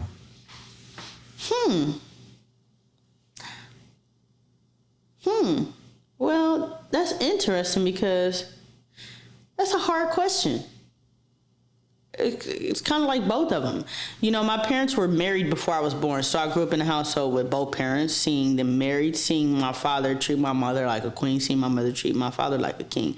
So I grew up seeing those things. Oh, that's beautiful. Yeah, my dad, he always took us places. We traveled. We used to do road trips. My dad had this was when the new Suburbans came out. He bought one and he said, "We're going on a road trip." We went to Arizona, to Utah, all the way to Louisiana, to Chicago. Like, he took us everywhere as kids. And, I mean, just having a good example of a good dad, it was really good. That's what kept me in school, kept me focused, kept me grounded. You know what I'm saying? But as far as influencing me, that's tough because I get a lot of my personality and femininity from my mom, of course. I'm into designer shit because that's what my mama had. I know how to cook. That's probably why I've been engaged so many times, because I know how to treat a man. I'm a pleaser. I see my mom do that for my dad. And then as far as my dad's always been a stand-up guy, very honest, so I get a lot of that from him. I get my hustle from him. He's always been there to make things happen. I've never been told no by my father about anything. Anything I wanted, I always had it. So, I mean, to say either or, I can't. Both of them definitely influenced me. So it's even. Yep. That's not like interesting. I never hear that too often. Mm-hmm. That the parents, that the family life was so nice, so perfect. You know what I mean? Mm-hmm. That's rare. Yeah. You know what I mean? It's rare. It's rare. Probably. I bet you always. You know what I mean? I bet you it's always been rare. Yeah. You know, just if you went through time, I bet it's been rare. But you know, in certain times, people need each other more than others, and that will keep them together. Yeah. You know, but in this current time of this current century, this current century, and let's just say last 50, 60, 70 years, I don't think the people needed each other as much as they did in the earlier days before that. Right. So I would think the people, when they need each other, they're going to stay with each other. When they don't need them as much, they move on. I don't think that was the case with my parents. My mom was making her own money. He was making his own money. But, you know, me and my sister, we have different dads. And me and my brothers, we have different moms. So I'm the love child. I'm the baby that came from my mother and father after they were married. So I'm the baby and I'm the love child. And you know what I'm saying? And I think it made more sense because, you know, my sister's dad died. My brother's mom died. So it's like, this is the family. This is what we got to have. We got to put this shit together. It wasn't more of a need for, oh, I need you, you need me. It was, no, we're husband and wife, and this is what we're doing. That's it. Yeah, well, I mean, they must have liked each other quite a bit. Of course. Or they probably still do, but Yeah. I'm just saying it's very rare, you know, because people, they don't need each other because they have their own money, which makes it even more rare. Right. You know what I mean? Because they can do whatever they want. Yeah. They both look good. They're both Yes. good-looking people. Yes. So, you know, I like to see that beauty. That's a beautiful thing. Yeah. You know what I mean? I appreciate it. Do you sometimes yearn for that idea or that, you know, model? Oh yeah, I think that it kind of handicaps me because I'm looking for that same thing that I grew up seeing, and this generation is just not like that. They weren't raised like that. Some of them didn't grow up with both parents in the same household or married parents, and it's like I'm yearning for that, and it's like people, they just don't care about marriage no more. They don't want that happy home. They don't care. It's like people are just having babies left and right. They don't value family. It's just, you know, it's tough, and it puts a strain on me because it fucks up with me choosing who I want to date, because I'm just like, okay, how are you with your family? If it's fucked up, then it's going to be fucked up with me, because having my master's in psychology, I believe in patterns. And you always want to start with how a person was raised. You always want to ask them these questions. And then sometimes you might give a person a chance that wasn't raised right, and then it ends up being fucked up. You know, you have to, I want to be with somebody who kind of grew up around the same shit I grew up around. and that would make it. It might make it easier. It might make it a more smooth process. Like, okay, you grew up around this, okay, so we have the same values. Everybody should have that same mindset. Like, I want to be with someone who has the same values as me. That's how it works. When you have different values, you're gonna clash sometimes. Sometimes it's good. Sometimes opposites attract. Sometimes they don't. Yeah, it'd be nice to have your exact replica come to you. Maybe It will. right? It will. Yeah, that's what you look forward to. Yeah. Having kids.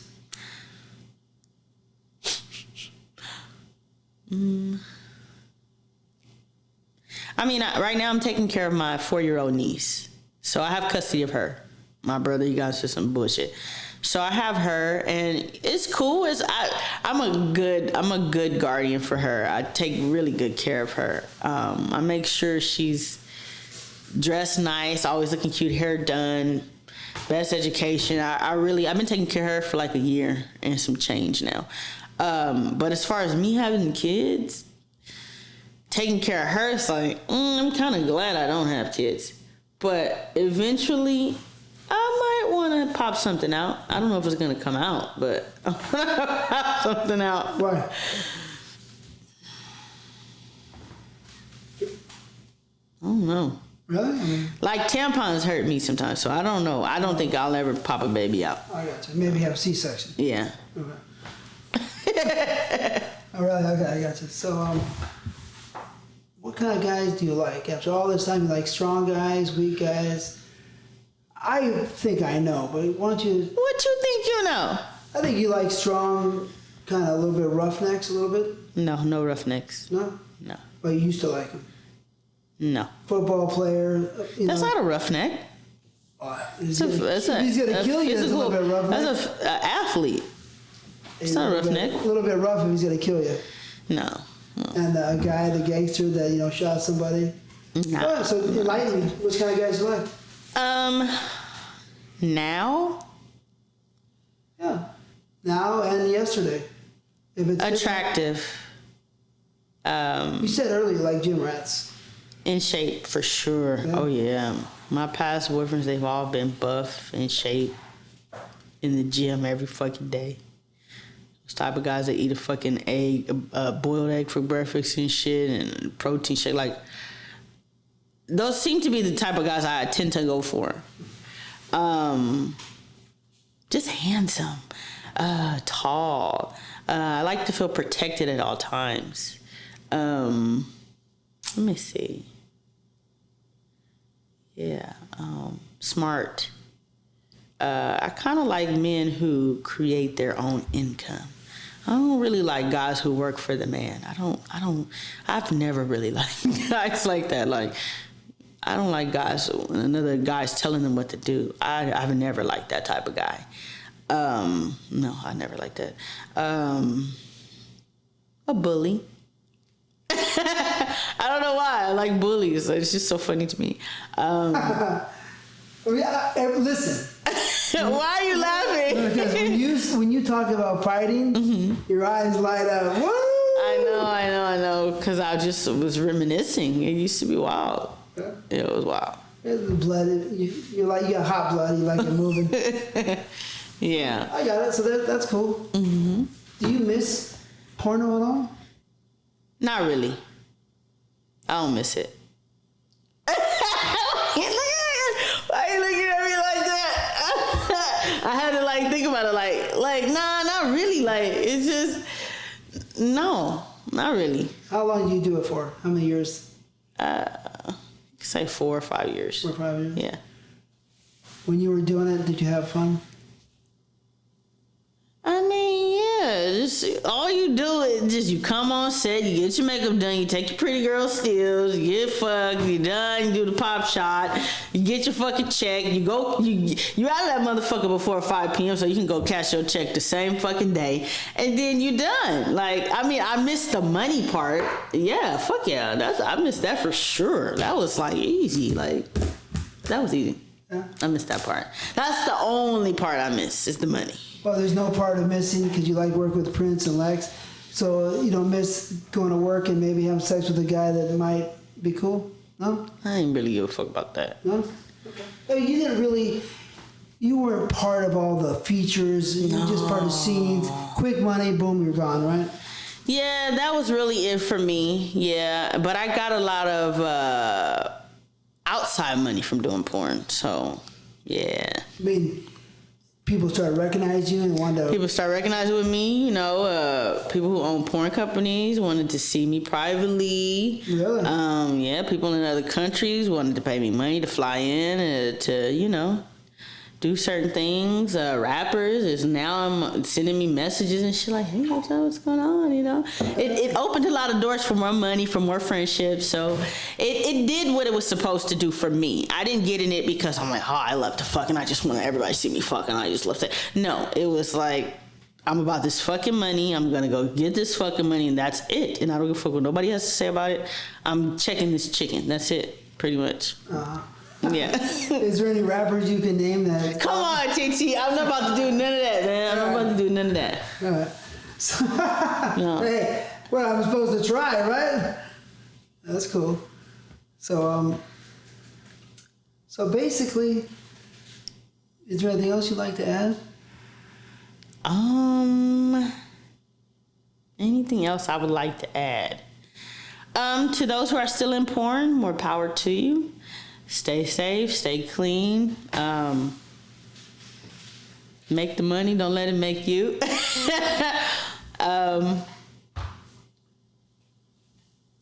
That's it. All right, another question. We're almost done.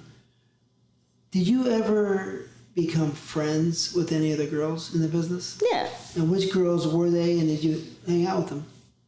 Yeah. I became close with Ariana Aiden.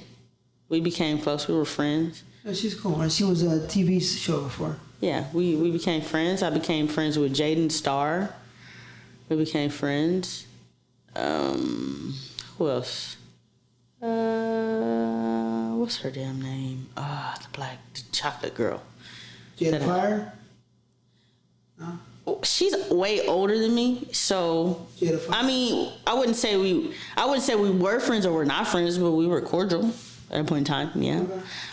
Who else? I've been cordial with Cherokee. Been cordial with Monet Divine, with Luscious Lewis. What's all them bitches' names? Beauty cool. Maserati Dior, Misty. Me and Stacey Lane, we've been hanging out. Really? Yeah, we've been hanging out. We've been going to Beverly Hills, eating at Wally's and shit, getting dressed up, dolled up, you know. I really like who she's become. I really like who she's become as a woman. Really? Yeah, I really do. We talk a lot. I like her. She's cool. She was a wild girl on the scene. She was really like. Yeah, she's more reserved now. I don't know who that girl is no more. She's a church going girl, a mom. She's on something totally different. Yeah. Is there any other companies that you work with that you liked quite a bit, or any directors that you like that stand out? Or I loved working for Bang Bros. Bang Bros was always fun. Really? Yeah. Who else? I liked working for Hustler. I did some parodies for Hustler. We did Jersey Shore Triple X. I did Glee. And Glee, they casted porn stars who could sing. So we got to go in the studio and record some shit. It was pretty fun. Who else? I think that's all I can remember. Yeah. Okay. Yeah. Well, I always ask this question at the end because a lot of people I've interviewed had a long time in the business, right? So it's a little bit more meaningful for people that have been in the business a long time. But I'm gonna ask you the question anyways. Okay. In 2 words, can you describe your experience in the business? Fun and freaky. Did you ever learn anything in the business about sex? Hell yeah. About, certain diseases, being clean, about shit, peeing after sex, about, you know, douching your booty hole, you know, filling enemas up with water and shit. I didn't know you're supposed to douche your booty hole and shit. I didn't know nothing about that. Eating before anal sex, a lot to do that. What else have I learned? Looking at people's skin, lesions, you got to make sure you're checking that shit out before you do a scene. Just, you know, you got to think about how you're looking on camera. Make sure your hair is nice and your makeup and got the right angle, making sure you ain't got no toilet paper balls in your ass crack. You know, just just making sure everything's straight. Just paying more attention to detail. Yeah. Oh my goodness, this is funny. So that's the end of our interview. Yes. And I appreciate you coming down and giving your time. Most definitely. It was nice to see you. Same here. All right.